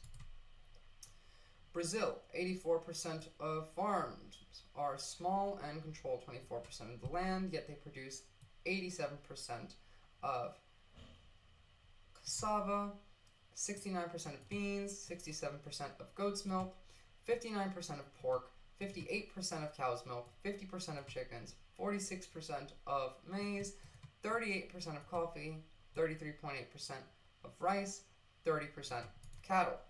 Central America, with 17% of agricultural land, farmers account for 50% of all agricultural production.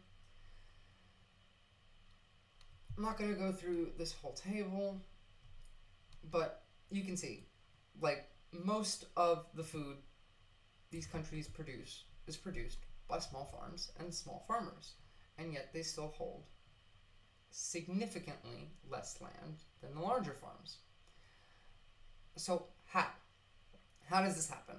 One reason is that small farms tend to be more productive than big ones, as we explained in the next section, but Another factor is the historical constant. Small or peasant farm prioritize food production. They tend to focus on local and national markets and their own families. Much of what they produce doesn't enter national trade statistics, but it does reach those who need it most in rural and urban areas. They function as farms have for all of human history.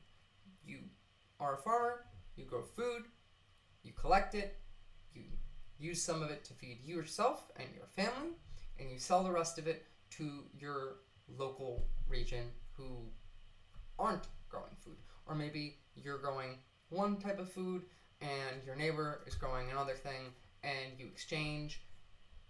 This is how farming has functioned historically and still continues to in many of these countries. Big corporate farms, on the other hand, tend to produce commodities and concentrate on exporting crops, many of which can't eat as such. These include plants grown for animal feed and biofuels, wood products, and other non-food crops. The primary concern for corporate farms is the return on investment, which is maximized at low levels of spending and thus often implies less intensive use of land.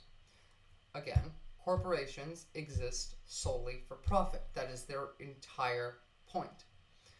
The expansion of giant monocultural plantations, as discussed earlier, is a part of this picture.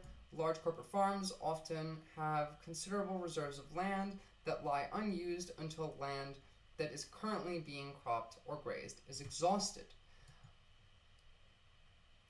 Geez, that's sad. In a recent paper on small farmers and agroecology, the UN Special Rapporteur on the Right to Food concluded that global food production could be doubled within a decade if the right policies towards small farms and traditional farming were implemented.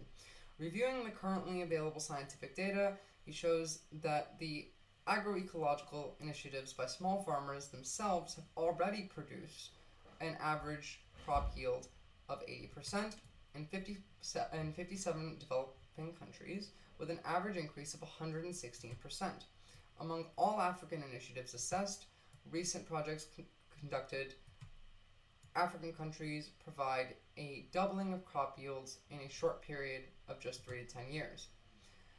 Real question is how much more food could be produced if small farmers had access to more land and could work in a supportive policy environment rather than under siege conditions that they are facing today.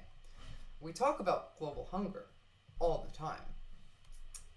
Many people all over the world struggle to not only obtain food, but afford it when they can.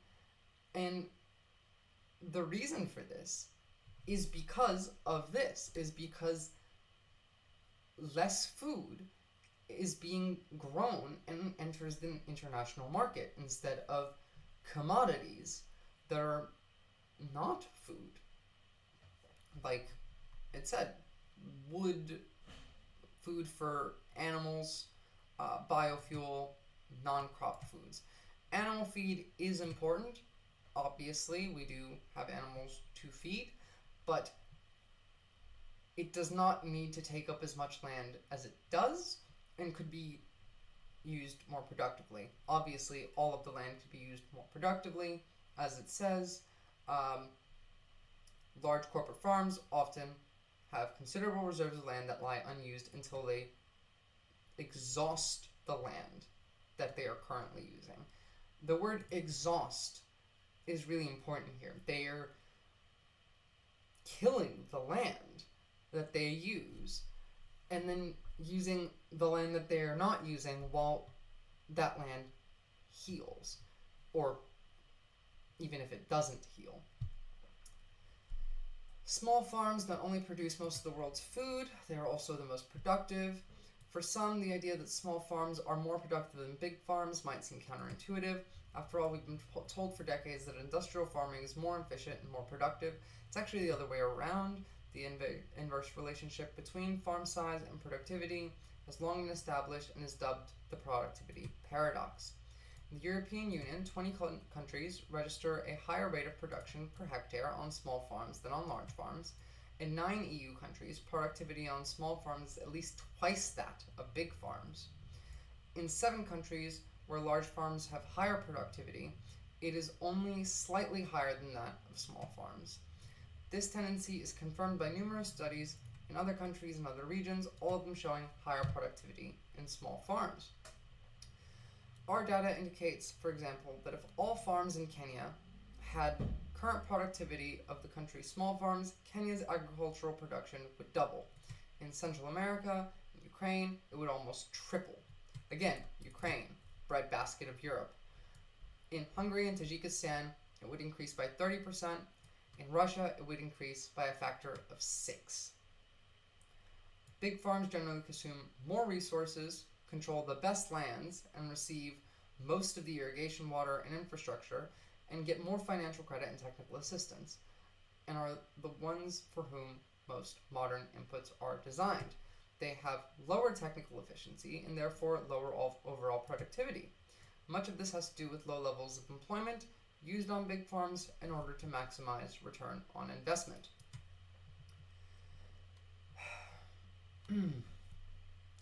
Most small farmers are women, but their contributions are ignored and marginalized. The role of women in feeding the world is not adequately captured by official data and statistic tools. The FAQ, for example, defined only as people who get a monetary income from farming as economically active in agriculture. Using this concept, FAO stat indicates that 28% of rural population of Central America is economically active, and that women form just 12% of that group. This distorted view does not change significantly from country to country. However, when data is more specific, a totally different picture emerges. The last published agricultural census figures from El Salvador indicate that women are just 13% of producers, meaning farmholders, much in line with the numbers provided by the FAO. However, the same census indicate that women provide 62% of the labor force used on family farms. This situation in Europe is better for women, but is still highly unequal. The data shows that women comprise less than a quarter of farmholders on average, have smaller farms than men, but provide 50% of the family labor force. Statistics about the role of women in Asia and Africa are difficult to obtain. According to FAO stat, only 30% of the rural population of Africa is economically active in agriculture, 40% in Asia, around 45% being women, 55% being men. Yet studies carried out and cited by the FAO show totally different numbers, indicating that in non-industrialized countries, 60 to 80% of the food is produced by women. In Ghana and Madagascar, women make up 15% of farmholders, but provide 52% of family labor and constitute about 48% of paid workers. In Cambodia, 20% of agricultural landholders are women, but they provide 47% of the paid agricultural force, almost 70% of the labor force on family farms. This goes on and on and on and on. Additionally, inheritance laws and customs often work against women. Males tend to have priority and outright exclusivity in inheriting land. In many countries, women can never gain legal control over land, with authority passing to their sons if they are widowed, for example. The data above supports the contention that women are the main food producers on the planet, although their contributions remain ignored, marginalized, and discriminated against. Reversing the trend, what we can do to stop this. Right. Okay, we don't need to read the rest of this article. Now this, landcoalition.org, is, I looked this up before, but just for you guys, let me pull up their ownership.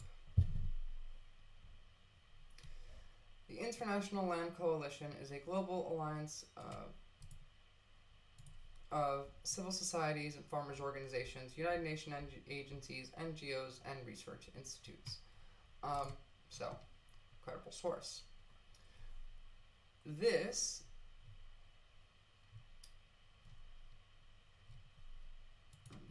I want to get a date on when this was written. I know this is relatively recent. Yep, so they're citing all the way up to 2019, so this is quite recent. Give me a second. I'll be right back, and we'll continue with this article.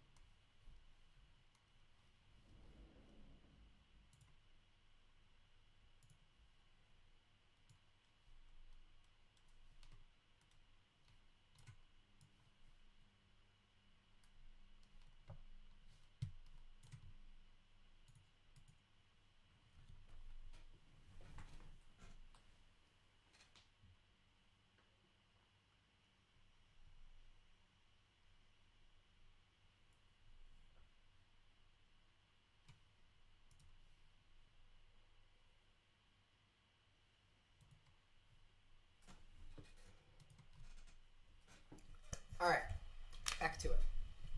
So, executive summary. This is also going to be quite a long read. In most countries, land inequality is growing. Hello from Beijing. I can't read your name, but thanks for the chat. Welcome to the stream. In most countries, land inequality is growing. Worse, new measures and why is it doing that? Measures and analysis published in this synthesis report show that land inequality is significantly higher than previously reported. This trend directly threatens the livelihood of an estimated 2.5 billion people worldwide involved in smallholder agriculture. Land inequality is also central to many other forms of inequality related to wealth, power, gender, health, and environment, and is foundationally linked to the contemporary global crisis of democratic decline. Climate change, global health security, pandemics, mass migration, unemployment, it's all very interconnected.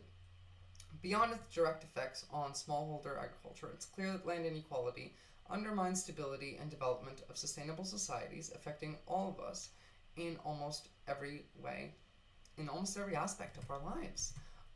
Make sure to thumbs up the stream, by the way. That does help get more viewers like our friend from Beijing in.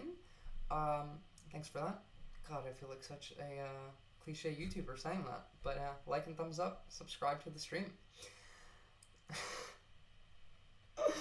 Alright, let's get back to it. Despite the centrality of land inequality in so many global challenges, and despite global recognition of the fundamental, not foundational, well, both, importance of secure and equitable land rights in sustainable development goals and voluntary guidelines on the responsible governance and tenure of land, fisheries, and forest, inequality in rights to land and distribution of benefits from it are on the increase, while unsustainable land use is placing a huge burden on those able to bear it. This report sheds new light on the scale, speed, and growth of this growing land inequality. It provides the most comprehensive picture available today, informed by 17 specifically commissioned research papers, as well as analysis of existing data and literature. It lays out details on causes and consequences of land inequality, analyzes potential solutions, and offers a potential pathway to change. While there's still significant gaps in our knowledge, not least about the extent of corporate land and financial interest in the world's land, we're going to get to that next. It's clear that land inequality is greater and is increasing much more rapidly than we thought. The need to address this is urgent, and it's in all our best interest to do so. I don't think I really need to read the why land inequality matters bit. As we said, fundamentally related to political inequality, reduces incomes, causes consequences for climate change, strong connections between land inequality and changes in agricultural practices in global health and spread of disease. COVID is the latest zoonotic disease to emerge from a combination of unsanitary animal farming and pressures on the land and wildlife populations, exacerbated by the same diverse drivers that fuel land inequality. COVID has also contributed to land inequality through dispossession in more heavily policed societies. Migration has long been a strong coping strategy. This leads to brain drain for many nations because farmers will move to other countries where they can farm and they can have land. And it is also related to social exclusion and intergenerational injustice. Land inequality is bigger than we thought, 41% bigger than we thought. The traditional measurement of land inequality, the Gini coefficient, which we went over in the previous article, for land distribution based on household surveys, records ownership and area of holdings by size, provides useful long-term perspective on land inequality across countries. However, it paints only a partial picture that does not take into account the multidimensional nature of land, tenure, quality, and assets, nor does it reflect the multiple land holdings or agricultural actual control. I said agriculture so many times already over land, nor does it include landless farming, which is grazing. And in the framework of this land inequality initiative, these data have now been complemented by innovative methodologies implemented using a sample of 17 countries. The results indicate that land inequality is much worse than we previously thought. Today, it is estimated that there are approximately 608 million farms in the world, and most are still family farms.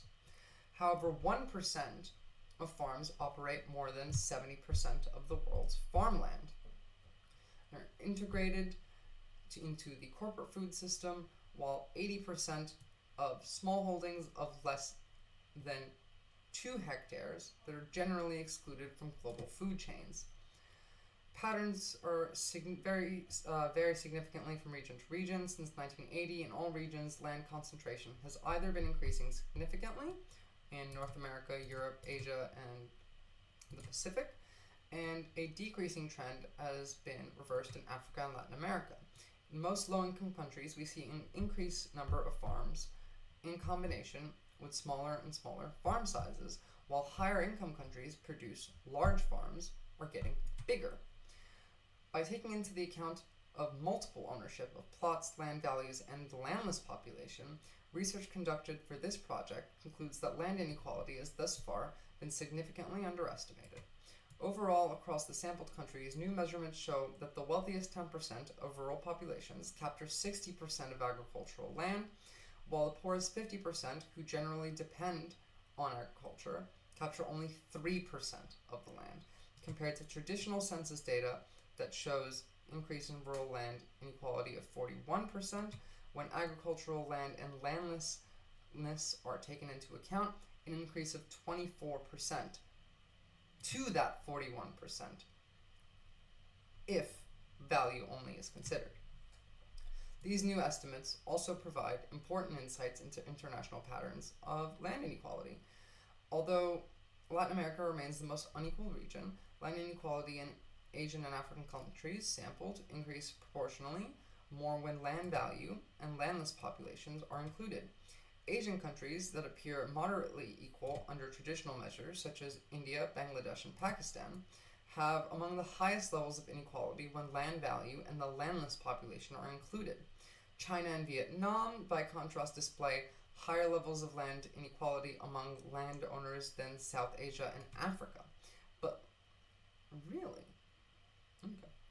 But land concentration is only slightly higher when land value and landless households are considered. Africa has the lowest level of land area inequality among landowners, but this rises significantly when land values and landless populations are included.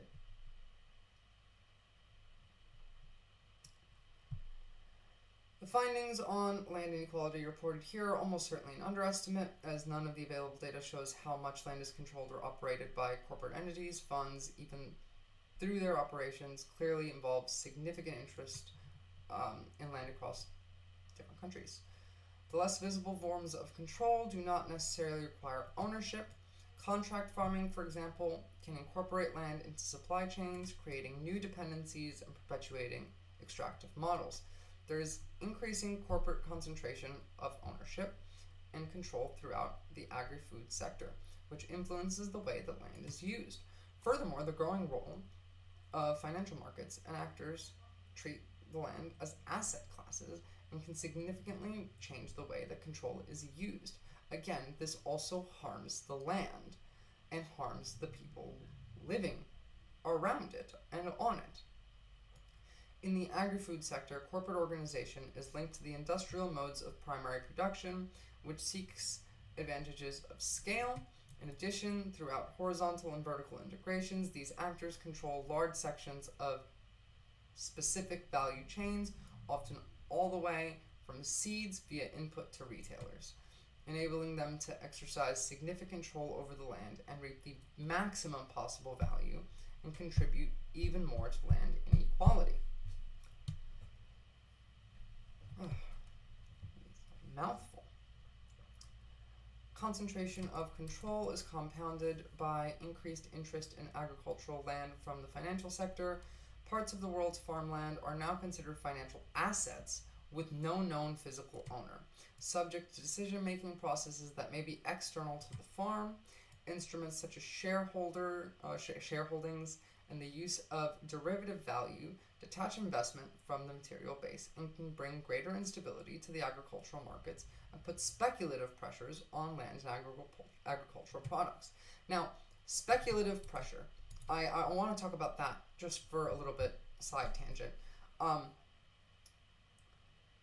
Corporations treating land as a speculative investment, as in a bet on the stock market, is not just a problem with farming, but is also one of the major reasons why there is housing problems, housing crises all over the world, is because of speculative interests, is because of corporations and the wealthy, which really are kind of interconnected, buying land, buying housing, buying farms, and not using them because the land value will go up because there's less supply and the demand stays the same.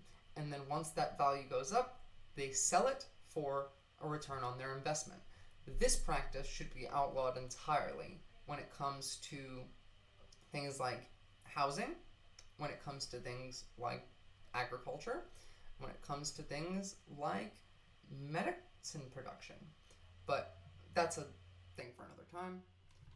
Side tangent. So, complex corporate and financial structures and cross-shareholdings mean that clear lines of responsibility for land use and management are becoming harder to discern, just as they are becoming more important. It's also difficult to hold investors to account for their economic, social, and environmental impacts when primary investors are unknown and geographically, institutionally remote from the land in question. Solutions for effective change. I think we can get to this part later, but important here is it's important to emphasize that land redistribution efforts alone will fail to ensure sustainable livelihoods, let alone prosperity. A range of measures is needed, including redistribution programs, regulatory reforms, taxation, and accountability measures, not only in relation to land, but across the agri-food sector. From inputs to retailing, such interventions will entail redressing the power imbalances affecting land in the agri-food sector, while also supporting more equitable relations between people and their land. Again, this relates not only to food, but also to housing and to medicine. These things should not be speculative investments. These things should not be commodities to be bought and sold.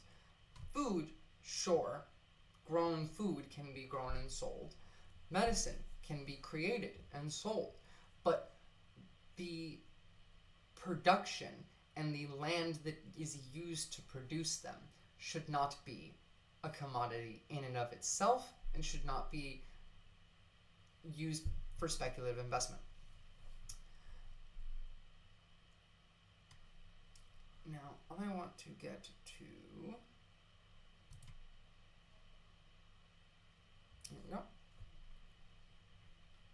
you've kind of read the introduction already. So, land inequality is complex and multi-dimensional, encompassing a number of concepts, measures, and facts. The synthesis report breaks new ground by bringing many facets of land inequality and analyzing them comprehensively. Research presented in this report draws on a wider range of measures than is usually applied to land inequality and examines how land inequality links the global pressures.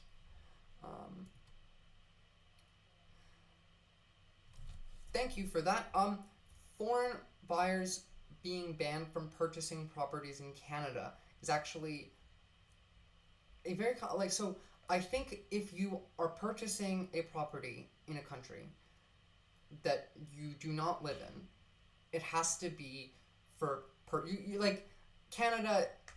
Me as an American cannot buy land or property in Canada, but I do think that I should be able to have a house in Canada, but only if I'm regularly using it. I don't think that big corporations or even just wealthy people should be able to, like what Canada did, banning it, be able to just buy land and just leave it there, or buy buildings, buy properties, buy houses that they don't use, or even if they are renting these properties out, I still don't think that should be allowed. I think there are, of course, always there's always exceptions, but the way to address that is with good, clear regulation by the government. And I do think what Canada did was a very good thing, and I think it is helping. As a Canadian, would you think that it is helping with housing prices, the ability to afford homes, for example? I personally think it does. We'll go into this actually as soon as I'm done with this article with Australia specifically. I have a couple points to make about foreign ownership of land and resources and how that affects a multifaceted thing there. But we have to get through this massive article first, because land inequality in any country is multifaceted, and we have to understand how and why before we can get deeper into the details. So, historically, land inequality has been measured in terms of difference of land ownership. However, thorough investigation of land inequality requires us to study many more dimensions of land use: the size of the value of the land that people have access of, the level of security of tenure that people have, the quality of the land, its characteristics, and the assets that may be on it, the actual control that people have, including decision-making power over said land, and the control of benefits derived from the land, including the ability to appropriate value from it. Land inequality is both vertical and horizontal. Vertical inequality focuses on the distribution of land among individuals, usually owners or those who directly control land. This is not enough. It's also essential to consider horizontal land inequality on the basis of factors such as gender, ethnicity, and culture. 1% of property value tax for vacant homes is great. I think that tax should be higher. I also think that should extend to not just homes, but commercial properties. Sometimes when you walk around a city, you'll see just empty buildings in the financial district. Like, you're walking around in whatever your city is, I'm sure that you've seen this, just an empty building that could be used, that could be contributing to the city, and yet it sits there unused. It sits there and it looks bad, it looks ugly, it makes people less likely to want to walk around in the city because things look derelict. It decreases the amount of money that's being spent in these commercial areas, because vacant buildings means less stores, means less money being spent. I, I, I do want to pose that with, I'm not a capitalist. I am a socialist. So I'm looking at this through the scope of capitalism, because I can't just snap my fingers and then turn the world socialist. So we have to do little things one at a time. But like our friend from Canada, which I really wish I could pronounce something as a name instead of just calling you our friend from Canada. But introducing laws like a fine for vacant buildings is a great way to get started on fixing this issue. And that should apply more than just homes. It should be commercial buildings. It should also be arable farmland, or any land, really. If it's owned and it's unused and it's usable, then it should definitely be taxed and fined. So, gender inequality and land rights. We know this, but let's just open this graph. So, women who own land alone, percentage of women. Chad, good for you. At 50%, hold on. Oh, never mind. Chad, very bad for you. Comoros is actually probably the best for women who own land, but as you can see, much of the land ownership in Africa, Asia, North America, and South America is owned by men. Los Federales, thank you, I will remember that. Nice name. I believe so. I remember something about it in my brain, but too much going on right now to actually obtain that memory. Land inequality is not inevitable, but is a result of both political decisions, market forces, and a combination of both. I also think that there is a factor of culture that comes into this, because many of these countries have, as the rest of the world does, a culture that prioritizes men over women, and therefore, like as we saw in the last article, many women who produce most of the labor on family farms don't get to own them, because when they get widowed, the ownership of the farm passes to their son rather than them. And that is a combination of political decisions and cultural, like a cultural foundation of prioritizing men. Land inequality is shaped by economic, political, social, and spatial environmental factors, which in turn influences... I know it means the feds in Spanish, but there's an association to something. I'm blanking on it, but I watched a video on it that included that name sometime in the last month. I'll look into that for next time. This interconnectedness means that addressing land inequality requires all-encompassing cross-sectoral approach. It means that tackling land inequality will have a wide range of positive implications for the planet broadly. Central to other forms of inequality, the embeddedness of land inequality with other inequalities, and the land inequality with the global crisis and trends involve a complex system that's all interconnected. Here we go. Here's I want big image. So, land inequality at the center. All of these different factors, political inequality, economic inequality, spatial inequality, environmental inequality, and social inequality, they all have connections to the land and to themselves. So, political inequality, large-scale land and agricultural investments, unequal political power relations, etc., colonial legacy, elite power base, and this democracy crisis is directly related to the world shifting to the right. Now, then we look at social inequality, and you can see that a lot of it overlaps with the political inequality. Obviously, unequal education and capacitation of opportunities, poor health and services, sanitations, inequality for indigenous peoples, lack of social cohesion and trust, gender inequality, youth exclusion, food insecurity, intergenerational injustice.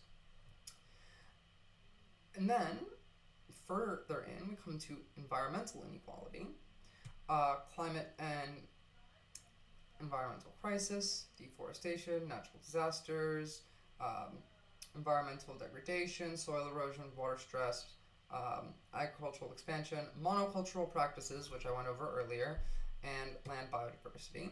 But you can see that this also interconnects with global health insecurities, all through social injustice, environmental inequality, land inequality, and spatial injustice. Now, spatial injustice is unequal territorial growth and development, international inequalities, displacement and evictions, spatial segregation, rural-urban divides, urban inequality, and this connects entirely to mass migration. You can see all of this graph is affected by that. And then economic inequality, which overlaps with both spatial and the political inequality, which is unemployment, exploitation and skewed labor relations, unequal wealth and asset accumulation, rent control and extraction models, decreased labor productivity, increased poverty, unequal income, less growth. All of these things are related to land inequality. Now, we can go through all of this, but I think that graph really kind of covered most of it. So, in rural societies, elites may control formal and informal decision-making processes over land of the poor and smaller farmers and landowners.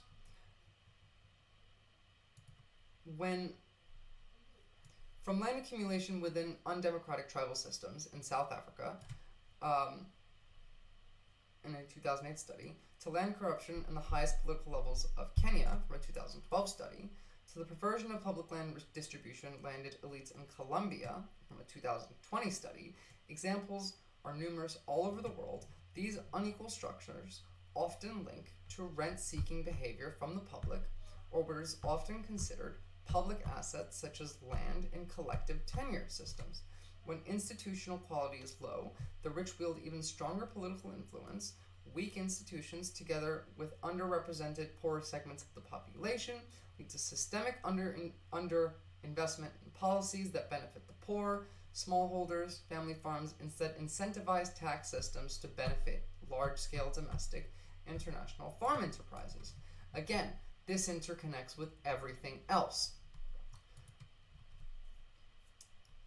I'm going to go into the more political aspects of this in further streams, but I really wanted to start off with food and land because it's really the foundation of everything. Everything comes out from here.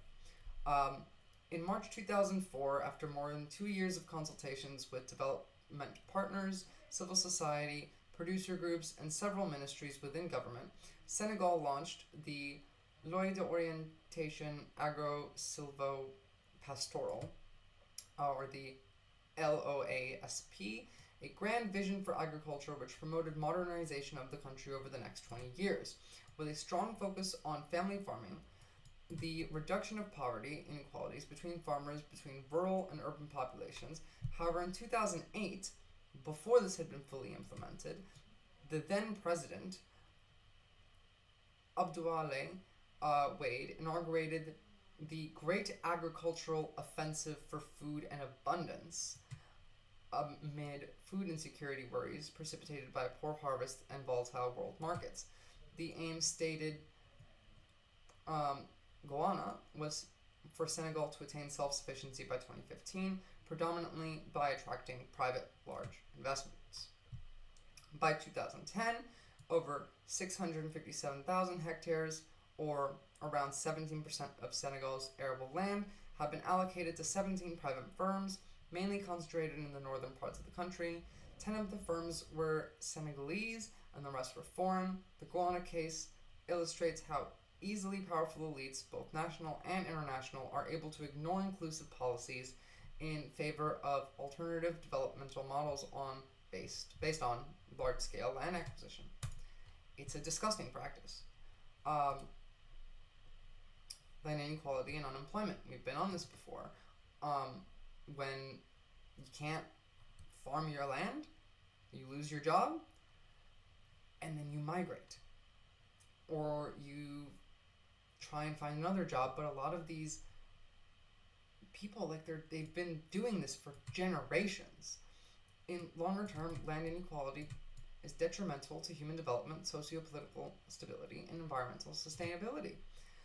Further studies find that the land inequality perpetuates poverty well beyond the agricultural sector and creates unequal distribution of industrial assets and persists over time. In rural societies, power and wealth may also be increased by means of accumulation, by dispossession, and the extraction of profit through multiple forms of rent capture from the land and labor. Cited studies illustrative of this process is the global large-scale land acquisitions trend that surged in 2010, and this land rush led to 26.7 million hectares of mainly collectively held land being acquired by national and international companies, generally with the support and engagement of domestic elites. Those driven off the land, whether through forces of accumulation, dispossession, or environmental disaster, lose their major source of livelihood. Unemployment and reduced income are therefore results of land inequality. And remember, if you spent your whole life being a farmer, you're 37 years old, and your land has just been dispossessed, and you can no longer use it to farm. You are now unemployed. What jobs can you really get? Especially if you live in a rural area. What is there that you are trained to do aside from farm? You can maybe farm for the companies that have bought your land, or taken it, rather. But that's not guaranteed. There's no structure to this aside from profit seeking. That's it. That's the only structure that exists with the corporate acquisition of land, whether it be national or international companies. When large farms dominate the agricultural sector, labor becomes more salaried and labor relations are often skewed and casualized, pushing real wages down. Women are particularly vulnerable to casualization of labor on farms. This means in most nations, casual labor is not defined as full-time or part-time, which means you don't have the protections of, not being able to just get fired, not receiving any benefits, whether your nation requires a corporation to have health insurance for its full-time employees, for example. Casual labor doesn't get that.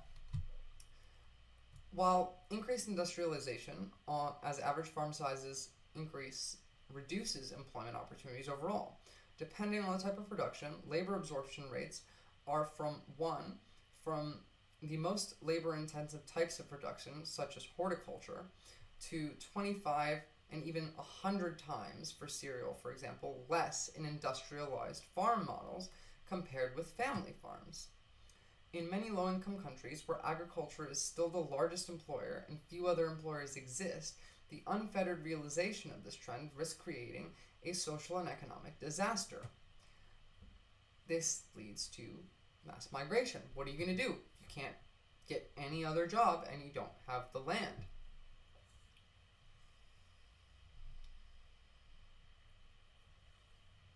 Now, let's get to climate.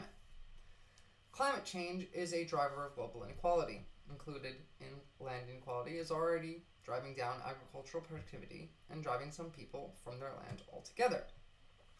Conversely, land inequality is associated with environmental pressures that contribute to climate change, such as the growth of large-scale environmental damages, monocultures that maximize economies of scale. At the same time, the more sustainable land use practices of small-scale farmers, family farmers, and indigenous peoples are threatened by land evictions, deforestation, biodiversity loss, and excessive pressure on natural resources such as water and soil. Although mitigation actions such as promotion of green energy and hydroelectric projects or biofuel productions may have positive effects on climate change, they can push people off their land, divert or deplete water sources, and cause deforestation and environmental destruction in and of themselves. For example, the example of monocultures for biofuel. Such pressures will likely be magnified by the increasing demand for land for carbon sequestration, linked to the achievement of net zero emission targets by most countries and companies. In this sense, even environmental policies aiming to respond to climate change, if not designed and implemented carefully, can exacerbate land inequality and exacerbate environmental damage in and of themselves. In Brazil, the increasing interest in land, especially in areas where agricultural frontiers are expanding, the agribusiness is advancing, is driving the dispossession of traditional communities, including by force and sometimes violent and illegal methods. The transfer of public lands to private actors for large-scale monoculture has led to contamination of the environment and privatization of access to water. For example, in Santa Filomena, in Piauí State, large-scale soy production has led to the contamination and depletion of water sources, depriving surrounding rural communities of good quality water. This is actually quite important to the next thing I wanted to talk about, but I am not sure that we're going to have time to get to it today. Try our best. All right. At country levels, this has generated violence and conflict, with 1,833 cases of conflict and related to land and water in 2019 alone. Over the past decade, Brazil has also recorded one of the highest murder rates in the world of land and environmental defenders. In Colombia, establishment of agribusiness has reduced production of sustainable food crops like traditional tubers, pulses, and grain, has limited many rural communities to access to land and water. In Monte de Maria and Oriente Antiguo, where oil palm and floriculture for export flourish in the favorable climate, widespread use of agrochemicals, and particularly in the case of flower production, water contamination led to negative consequences for the livelihood of small-scale farmers and agribusiness workers. We went over how diseases can spread from monocultures before, but COVID-19 has further exposed inequalities faced by land disadvantaged groups such as indigenous people, lower caste, elderly, women, youth, and migrants, as well as casual workers. Land inequality diminishes resilience to disease shocks and, at a household level, may lead to a loss of shelter, lack of access to infrastructure and services, traditional community networks, and institutions of social reciprocity. Women's resilience and coping strategies are limited by weaker land rights, which puts them at even greater disadvantage in situations, with a knock-on effect on the children and youth of those households. Now, again, migration is one of the main adaptation strategies for people affected by land inequality. Poverty, displacement, poor living conditions, social exhaustion, lack of opportunities often arise from unequal access to land. Migration is also a response to conflict, climate change, and unstable democracies, all related in one way or another, as we've seen, to land inequality. That graph, the circle graph from earlier, is actually quite amazing. Overall land inequality, through its interconnectedness with social, economic, and environmental and spatial inequalities, influences people's resilience to react. And when you can't, it forces people to migrate. In Costa Rica between 1984 and 2014, the land area used for export crops such as pineapple, palm oil, melon, and orange, and cassava increased from 26,000 to 151,000 hectares. This was accompanied by a greater concentration of land ownership and reduced state support for small and medium-scale farmers. The expansion of the agribusiness has also seen the increase of the labor migration from neighboring countries, with about 30% of Costa Rica's agricultural workforce coming from Nicaragua, where demographic growth from 1960 to 2000s, small-sized farms, and landlessness have been strong drivers for migration. These workers are often hired informally, underpaid, while Costa Rican rural workers have shifted to non-agricultural activities in the urban sector, contributing to uncontrolled urbanization. Now, I've touched on this already before, but when you are a farmer and you lose the ability to farm, you go and you find a different job if you can, and if not, you migrate. But if you can find a job and you don't migrate, it is usually an urban job that pays you a terrible wage, that exploits your labor, and then the big farms that threw you off your land underpay. I don't like the term illegal immigrants, but migrants. Migrants that come from countries that have even worse standards are often exploited. You can see this in America, for example, where immigrants from South America come to America. They do a lot of the agricultural work for big national corporations, yet they are underpaid, receive no benefits, are often at risk of deportation if they are not legal. The corporations don't often sponsor their citizenships and are subject to abuse, not only by their employer, but by the people on the land, that, like, in the country that they're migrating to. Like, you see this in Texas, where there's gangs of people roaming around looking for immigrants from, like, Mexico or the rest of South America. They just mix them all together and call them Mexicans for some fucking reason. And they have nothing to defend themselves with because they can't call the police. Or the police are just going to deport them in most cases. Not in every case, but in most cases. Similar trends are evident in Peru, particularly in the municipality of Viru. Since the Peruvian government embraced neoliberalism in the early 1990s, large corporate agribusinesses have shaped the country's agricultural sector largely to the detriment of subsistence and small family farmers.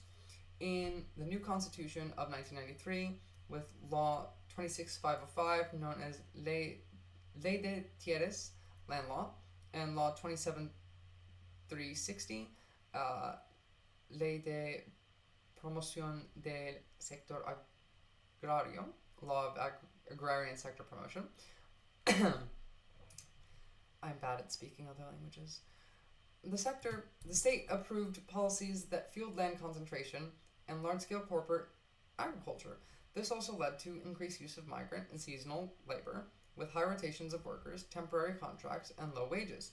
In Viru, migrants, mostly coming from Peru's poor highlands, are forced into labor and living conditions that aggravate land pressures and marginalize, further feeding the spiral of inequality. Rural women and youth face multiple challenges linked to land inequality. Access to land and employment prospects is exacerbated by climate change. We've been over this. In particular, land inequality structurally reduces opportunities for younger rural generations, especially girls, to improve their lives in the long term.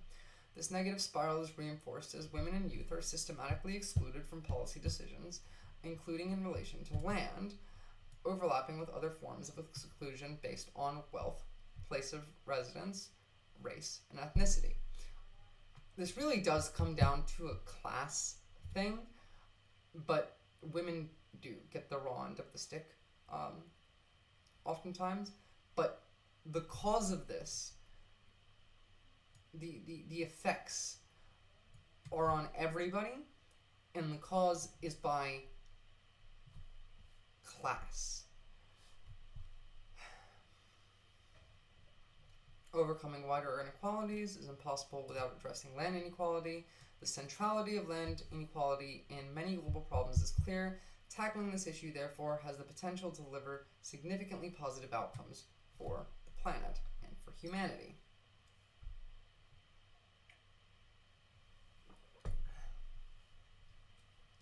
Addressing land inequality will not only redress asset and wealth inequality, but will reduce rent seeking by a minority, improve income equality, and enable more inclusive and sustainable developments.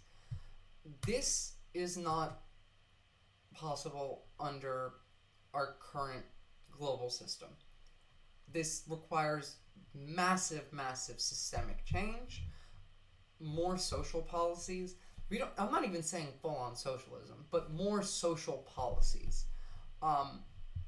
and significantly higher amounts of regulation on industry, corporate actors, higher taxation of the wealthy, and the redistribution of wealth. This can strengthen democracies by establishing more broadly decision-making among land populations with greater participation and transparency. The direct relationship of land inequality with environmental damage makes addressing it imperative and achieving environmental sustainability and global biodiversity. All necessary to combat climate change and health crises, all of the above stepping stones towards more resilient, sustainable and stable societies where no one is left behind.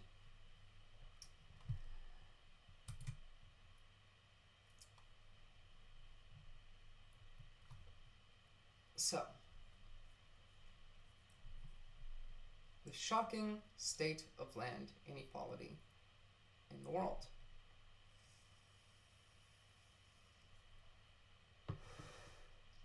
Measuring land inequality is not easy. We've been over this. The numbers do often vary. The Gini coefficient, which is the traditional method, does not account for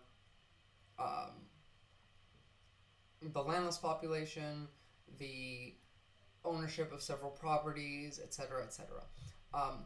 This will go further into it. So, challenges with the traditional use of the Gini coefficient to measure land inequality towards a new methodology. Land distribution calculated using agricultural census data captures distribution of the size of farms rather than land ownership. Does not account for multiple land holdings per owner, and fail to capture the full extent of land concentration. The present Gini coefficient is generally unidimensional, not taking consideration other multidimensional complexities of land inequality, other aspects related to land inequality, quality of land, presence of assets, other resources such as water, proximity to infrastructure, markets, etc., are not measured in the census. Agricultural censuses do not distinguish between different forms of legal ownership, nor do they include corporate ownership or shareholding structures. Census data focuses only on agricultural landed households and do not account for landless households, and thus do not portray actual levels of inequality. The Gini coefficient is a synthetic measure of inequality that summarizes the entire distribution into a single number, and it thus less informative about where the important changes in distribution need to be made. So, in response to these challenges, new methodologies for measuring land inequality were developed as part of this land inequality measurement. Endeavors to integrate multidimensional nature of land inequality by combining, besides the standard quantitative size of land plots, indicator, tenure, quality of land, endowment, assets, and other indicators. To do this, they suggest using various additional data sources. A second approach by Baluz et al. In 2020, based on survey data, assessed land inequality based on land ownership by household, beyond distribution of the size of farms, factoring multiple ownership of plots, the land value as a criterion of quality of land, and also accounts for the landless.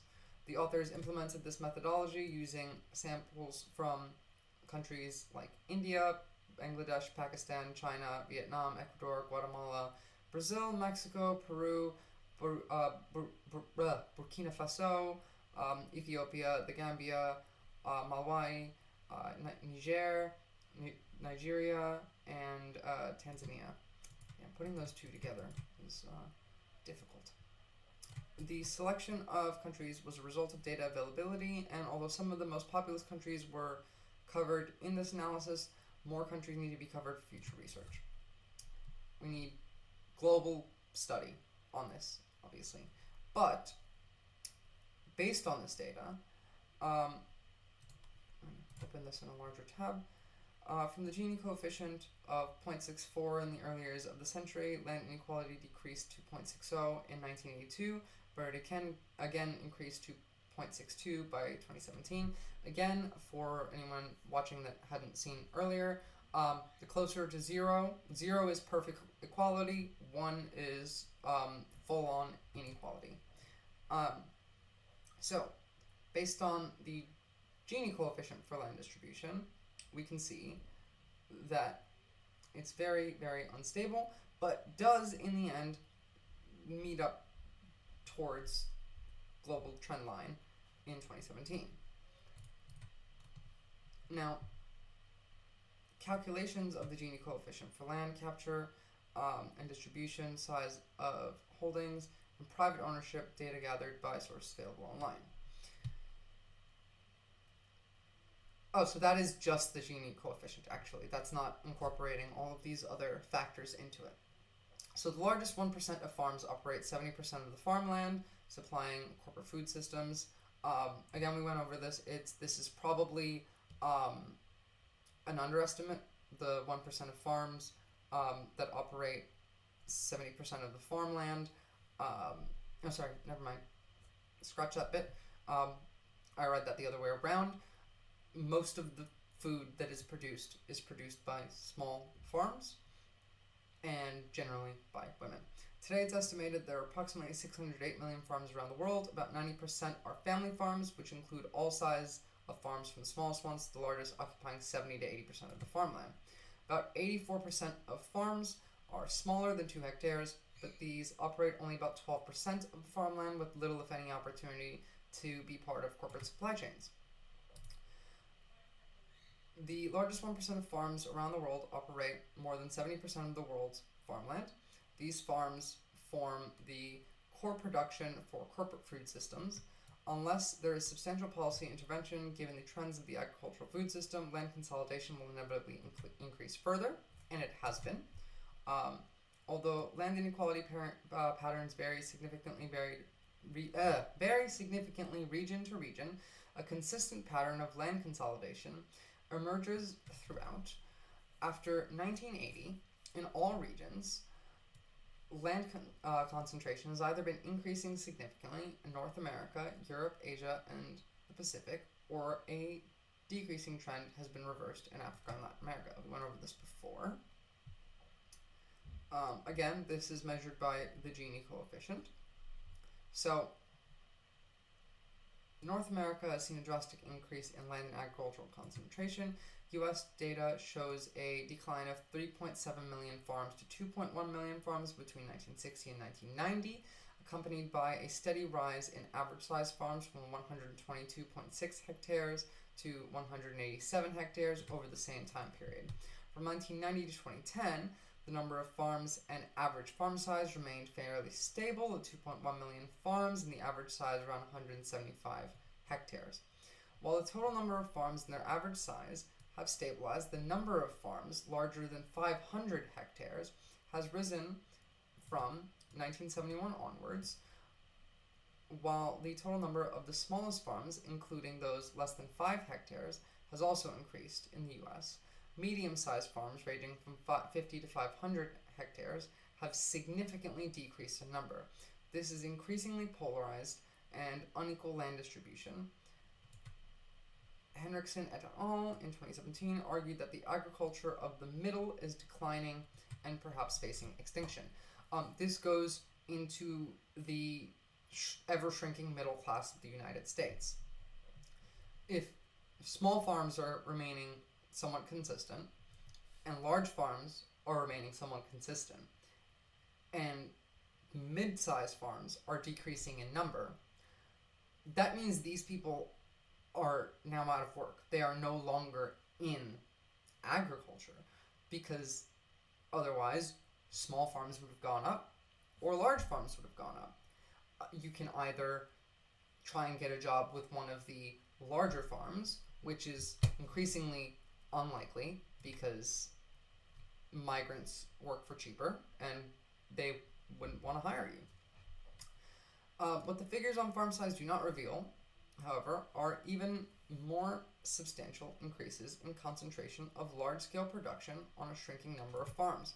Almost 1 million farms in the USA have less than $5,000 in sales per year, while the largest 7% account for 80% of production value. This leaves a situation where 1.3 million, or 60% of farms in the US, produce only 6.6% of the total production value. These include farms below 5 hectares, many of which are known as retirement farms or off-farm occupation farms, with owners who do not depend on agricultural production for their livelihood. A similar trend has been seen in the EU. The vast majority of smallest farms globally are in Africa and Asia, where they're essential to the livelihood of large proportions of the population.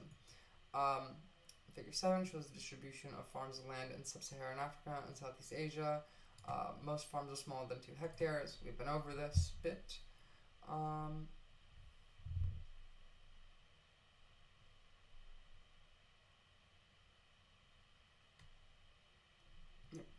We've been over all of this. Large-scale land acquisitions and commercial pressures on land, increasing inequality. In 2018, Land Matrix identified 1,000 large-scale agricultural land deals covering 26.7 million hectares of land around the globe. Africa accounts for 42% of these deals and about 10 million hectares of land, the area the size of Iceland. Even though global land rush has slowed, new acquisitions are still being recorded and contributing to pressures of rural people on the land. I do want to add here, real quick, that this doesn't just affect farming. The rush for global acquisition of land affects quite a lot of things. For example, China owns the vast majority of the world's cobalt mines, which are required for the production of electric vehicles.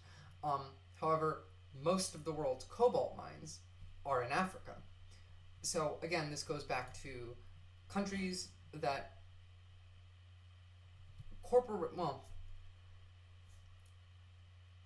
the wealthy buying land in foreign countries to exploit it for its resources. It all comes back to that. Now,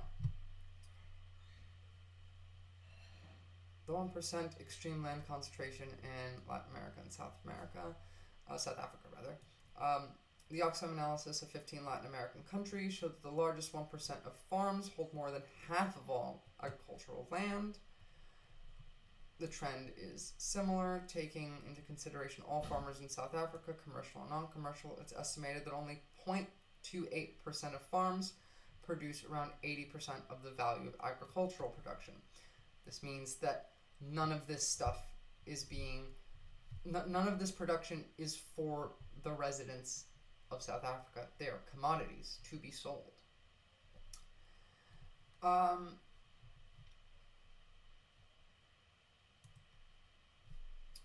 do really want to go over this whole thing, but I do want to move on to the next bit because I'm not sure I'm going to have time for it otherwise. So, this is an article from 2021. It's by Michael West Media, who is a good source, independent journalist. So this is the war for water, foreign investors' firepower over Australian farmers in water deals. I have a couple things to say about this. So, the corporatization of Australian farming continues apace. Almost 14% of agricultural land is now owned by foreign investors who, according to a ruling by the ATO, Australian Tax Organization, do not have to pay a capital gains tax on water rights. A recent private ruling made by the Australian Tax Office has revealed foreign residents are exempt from capital gains tax on water profits. It's quite possible, therefore, that when Angus Taylor's Cayman Islands associates won their record $80 million windfall from selling water rights, they incurred no capital gains tax. The tax office ruling confirms that what many farmers have known for years, that large, often foreign-owned agribusiness enjoys significant advantages over Australian farming families, not only because of their sheer size, but access to cheaper capital and also tax. Land and water, the big corporate buyout. The Australian farming is being increasingly corporatized. The Australian Tax Office reports foreign ownership of agricultural land as of June 2019 at almost 14% of all agricultural land is held by foreigners. The Register of Foreign Ownership of Water Entitlements shows that as of 2018, 10.4% or 4,035 gallons of Australia's water entitlements have some degree of foreign ownership. I'm not sure that number is quite correct, but of foreign investors in Australian water entitlements, China and the US are the biggest, sitting at roughly 2% each, followed by the UK investors at 1.1%. In 2019, there were around 89,000 agricultural businesses across Australia, down 34% from 2010. Helen Dalton, the member for Murray and advocate for transparency in New South Wales water market, called the ruling a form of treason. Our own government is giving foreign companies a huge advantage over Australian farmers. Quote, the Nationals have turned our water market into a casino. The fact that foreign corporations can make millions trading our water while our towns run out of water is a national disgrace. Dalton has had her transparency bill, which would create a register of all water entitlement owners in New South Wales, voted down by the coalition 4 times in 2021. Melinda Pavey, the New South Wales Water Minister, has previously voiced her support for international investment in Australia's water market. Water market inefficiency. Murray-Darling Basin expert Marianne Slattery, director of Slattery and Johnston, believes that the water market, quote, has been a disastrous experiment, not just for the environment, but for a whole lot of our industries and communities. Slattery finds arguments in favor of the water market a bit like, quote, first-year economics students claiming that the water goes to the highest value use, finish quote. A vast amount of water is being drawn away from various new foreign-owned tree nut farms downstream in... I'm not going to try and pronounce that. I don't want to butcher it. Farmers like Reese Glenn, a small irrigator who has worked his property at Mathwara since 1946, is one of the countless family businesses driven near bankruptcy. A result, he says, of reckless mismanagement of the Murray, which is a big river. The almond farmers downstream have deep pockets and they come first. All of us small operators are cast aside, finish quote, Mr. Glenn told the New Daily. Foreign-controlled farms like those of the largest foreign-controlled farms like those of the largest holders of Australian water, the Canadian super fund PSP investments, can outcompete the productive and established rice and dairy industries. I actually have that open right here to talk about as well. PSP Investments has huge water interest, making up 2% of available water entitlements. After acquiring the Chris Corrigan-controlled Webster's investment for $2 billion, note, with the recent confirmation from the tax office, it appears the Canadian super fund tax advantages in Australia water, not even afford longtime heroes of the Liberal Party such as Corrigan. I don't know what to make of that sentence. According to Terry Butler, the federal shadow minister for the environment and water, quote, the Morrison government would be aware of community concerns about speculators in the water markets, end quote. And then another quote, farmers in regional communities deserve an explanation, particularly given how poor the Morrison government has managed water and our most precious resource, finish quote, end quote. In addition to concerns about speculation, there is also a lack of trust within the basin more broadly. This has been made worse by the fact that the Morris government is asleep at the wheel when it comes to integrity issues with the Murray-Darling Basin. Finish quote. I believe that this has not gotten much better under the current Albanese government. The Liberal and Labour parties in Australia are pretty much the same as Democrats and Republicans. They're both owned by corporate interests. Maybe not as much, but definitely very strongly influenced.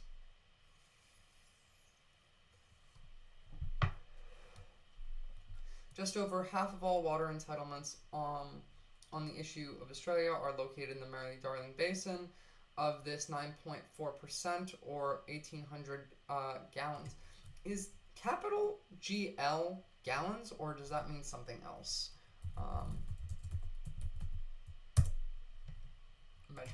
Measurement.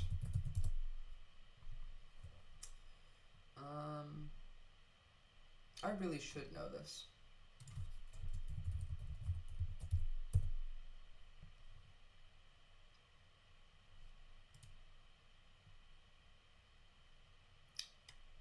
No, that does not mean that. What does that mean? Wikipedia, measurements, GL. No, not GIL. GL, capital, please.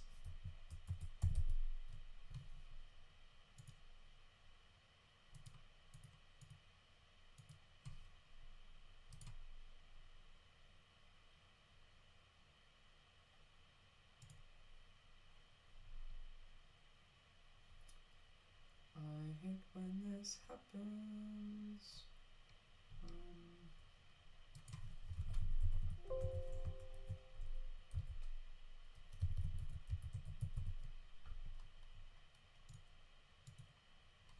Oh, come on. This is annoying.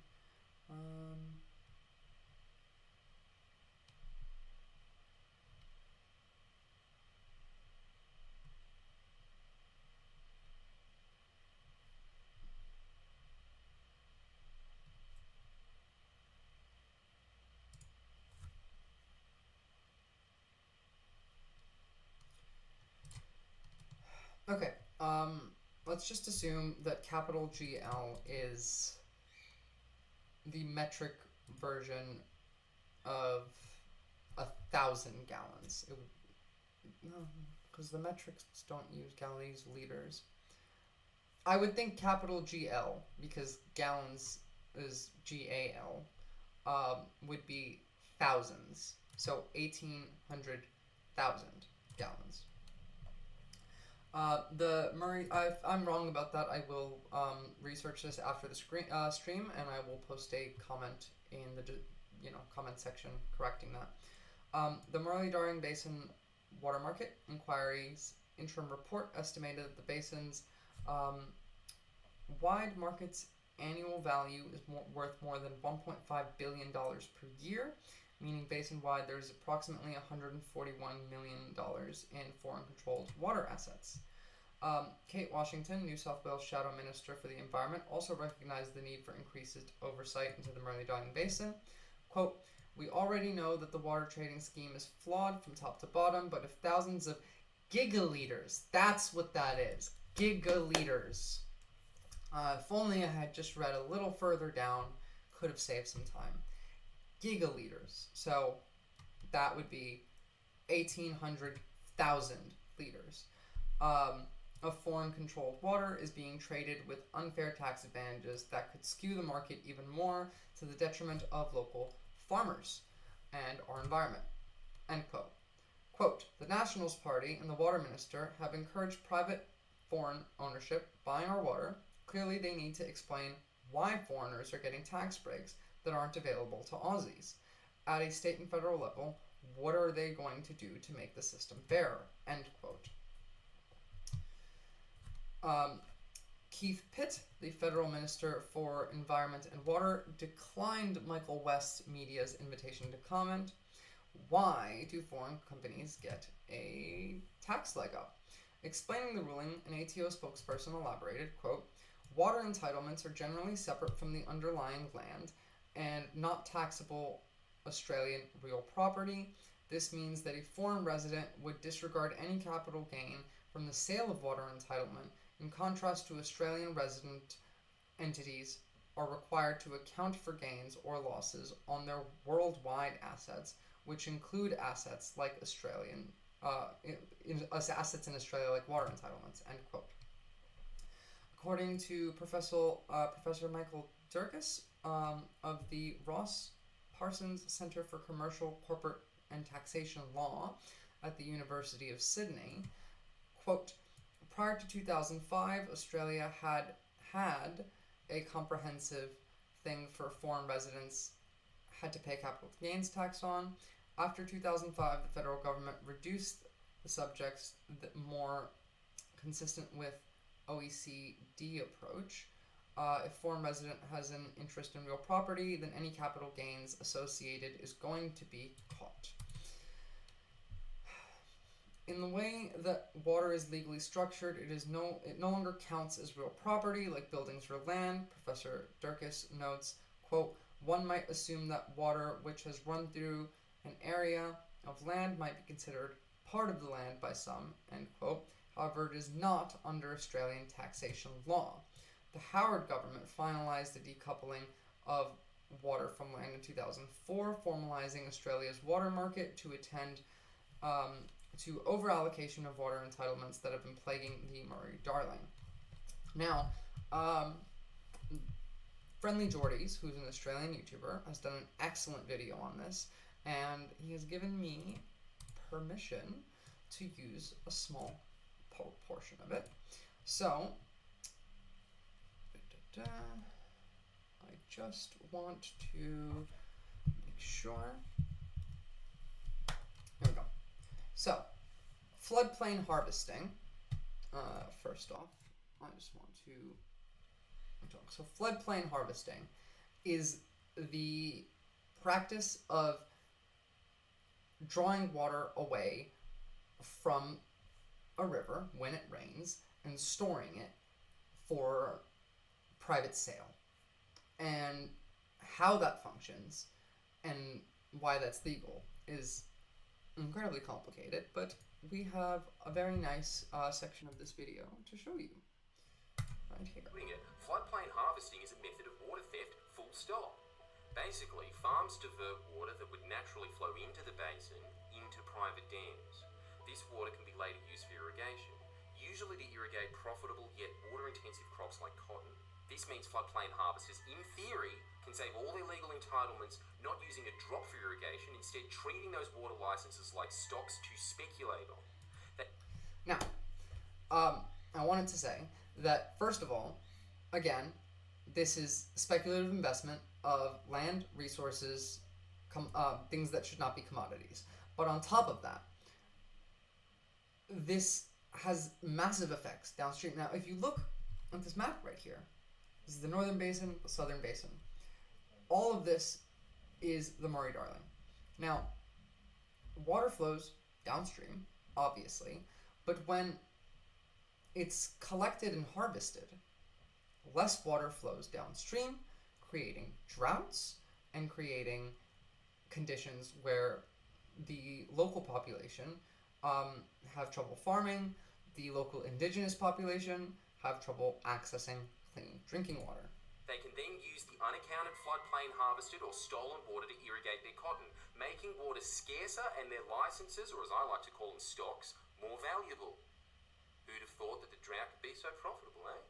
It turns out most of these floodplain harvesting cotton farms are located in the northern basin, which means, again, like Cubby, Cubby Station is what I'm going to go over next. But before that, I also wanted to show this part of the video.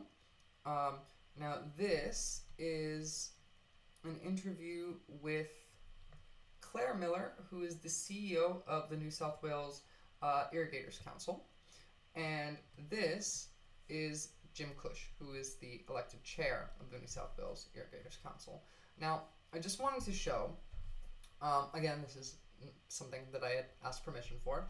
Um, watch the reaction on Claire's face when Jim Cush's property is called. Flying over his property, we realised why he was so averse to having anyone see him. According to Slattery, most of the water in storages in the Gwydia, where Jim's property is located, had to have come from floodplain harvesting. There were full dams at the end of the season, but Gwydia irrigators use less than half of their river and aquifer allocations. That is, the rest had to have come from floodplain harvesting. And here's Jim's cotton, green and his storage is full.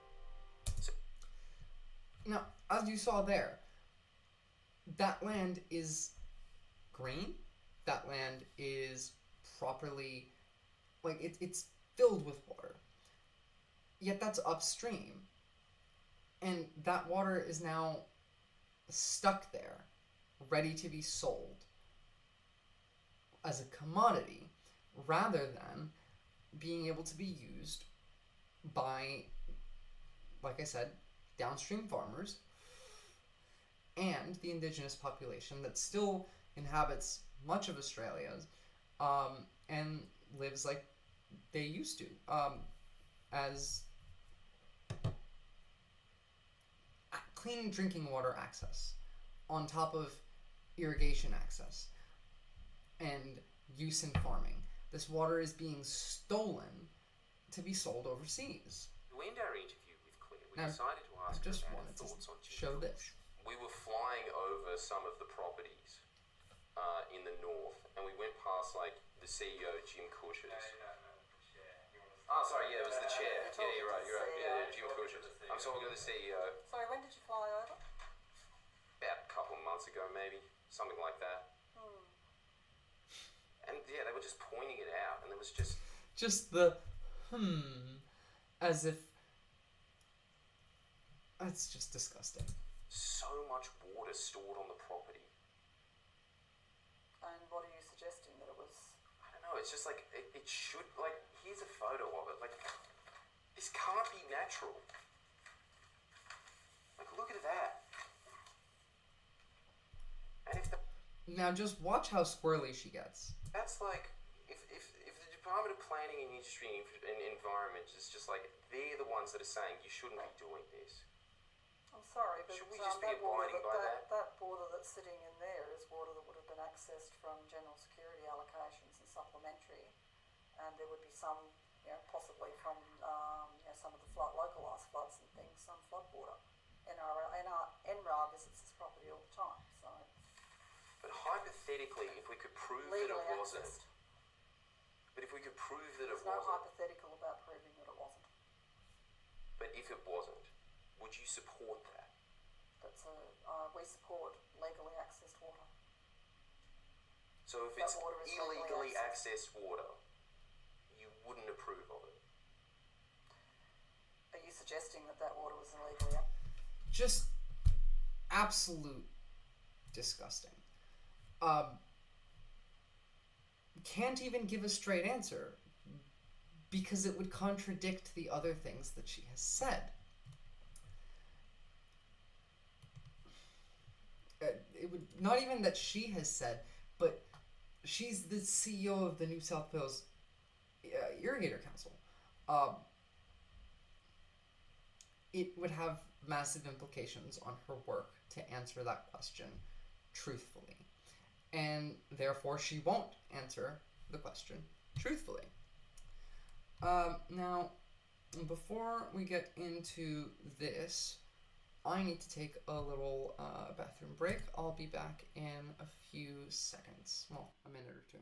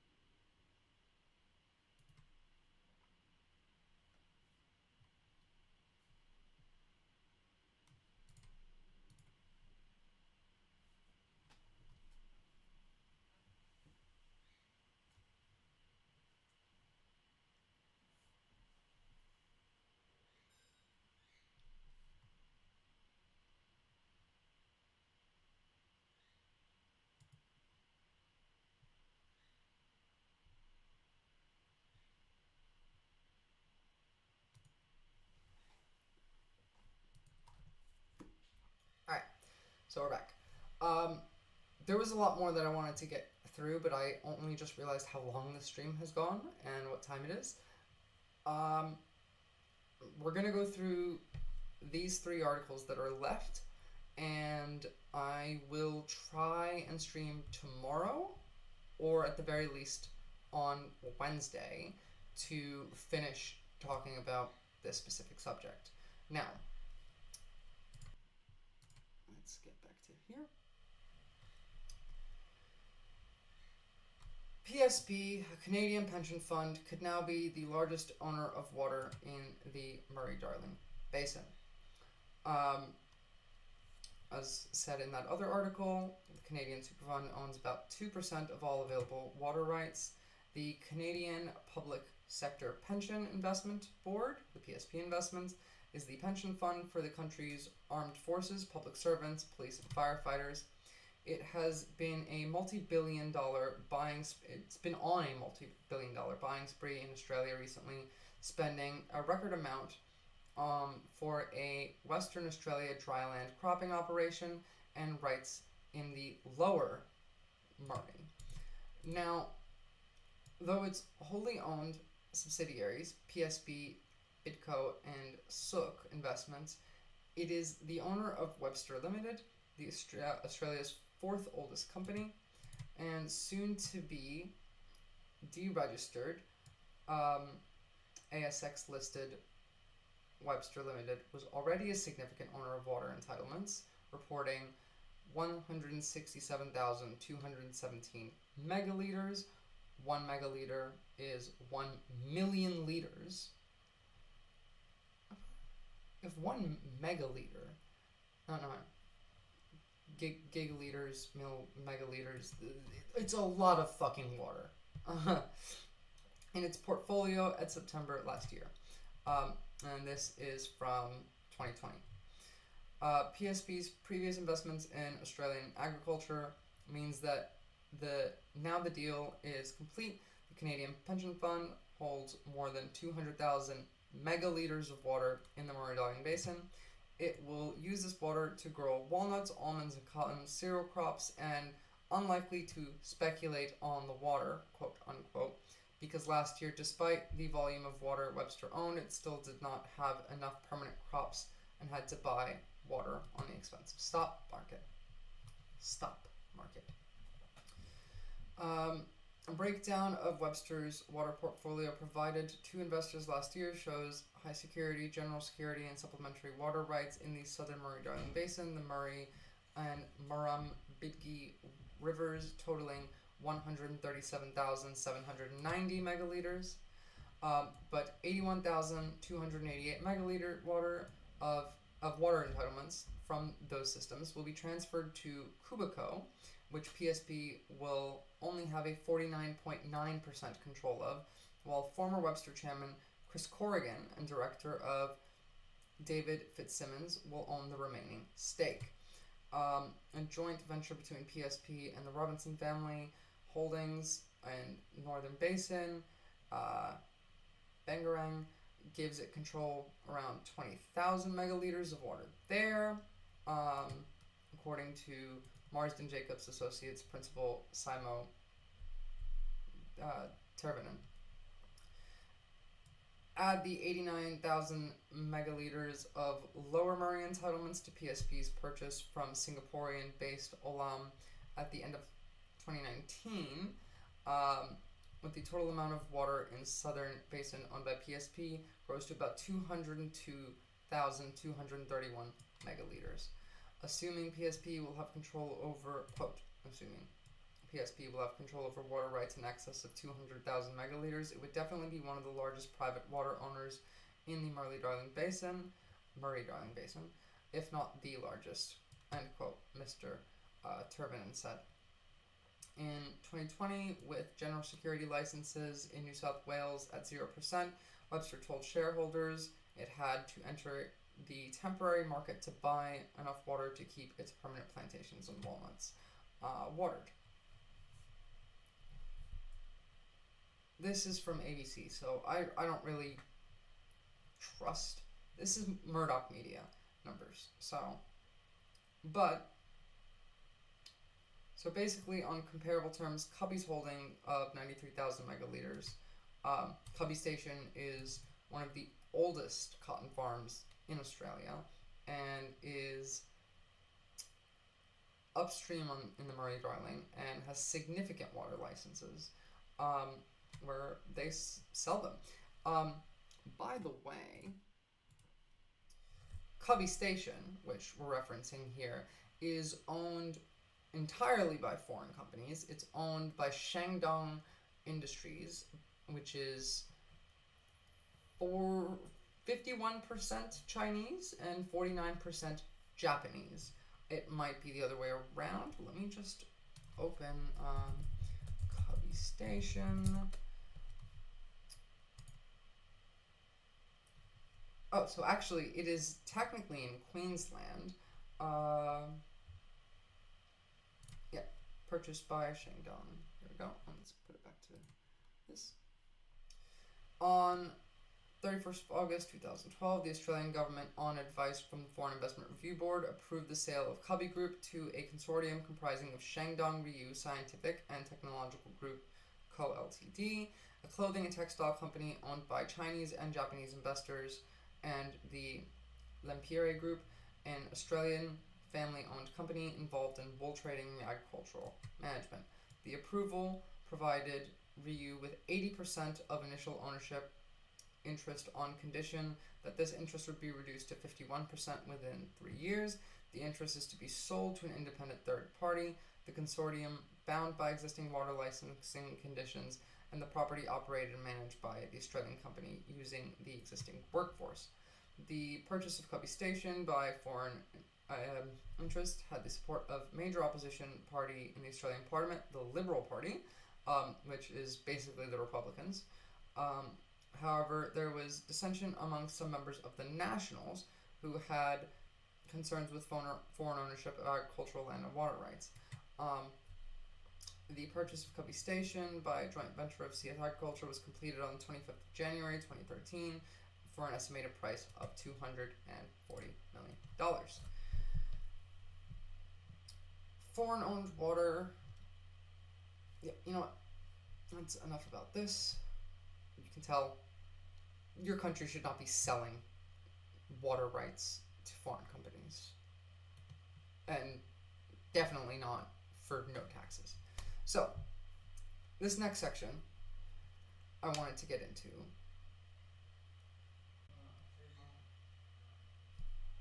Are we back? Sorry guys, stream dropped out. Yep, sorry guys, stream dropped out. That was OBS. God, I didn't realize for like 3 minutes that the stream dropped out. So sorry about that. I just want to cap this off by saying grass lawns are pretty terrible, and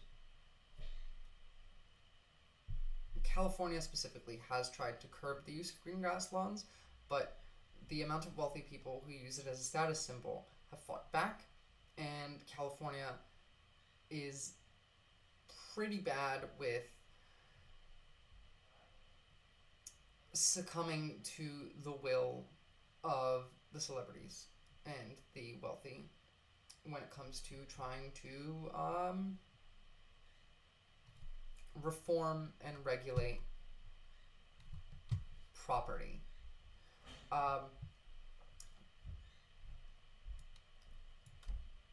So I think this is enough to cap off here. Let me switch to this. So thanks for tuning in. Remember to like and subscribe. The next stream I will continue on this topic. We're going to talk about water. We're going to talk about agriculture in the US, specifically the meat industry and some crop growth, as well as water waste. I think I will probably just restart from the average water use of Americans, and I'll talk about grass lawns just a little bit again, just because stream dropped out and I don't exactly know where we left off. But I'd like you all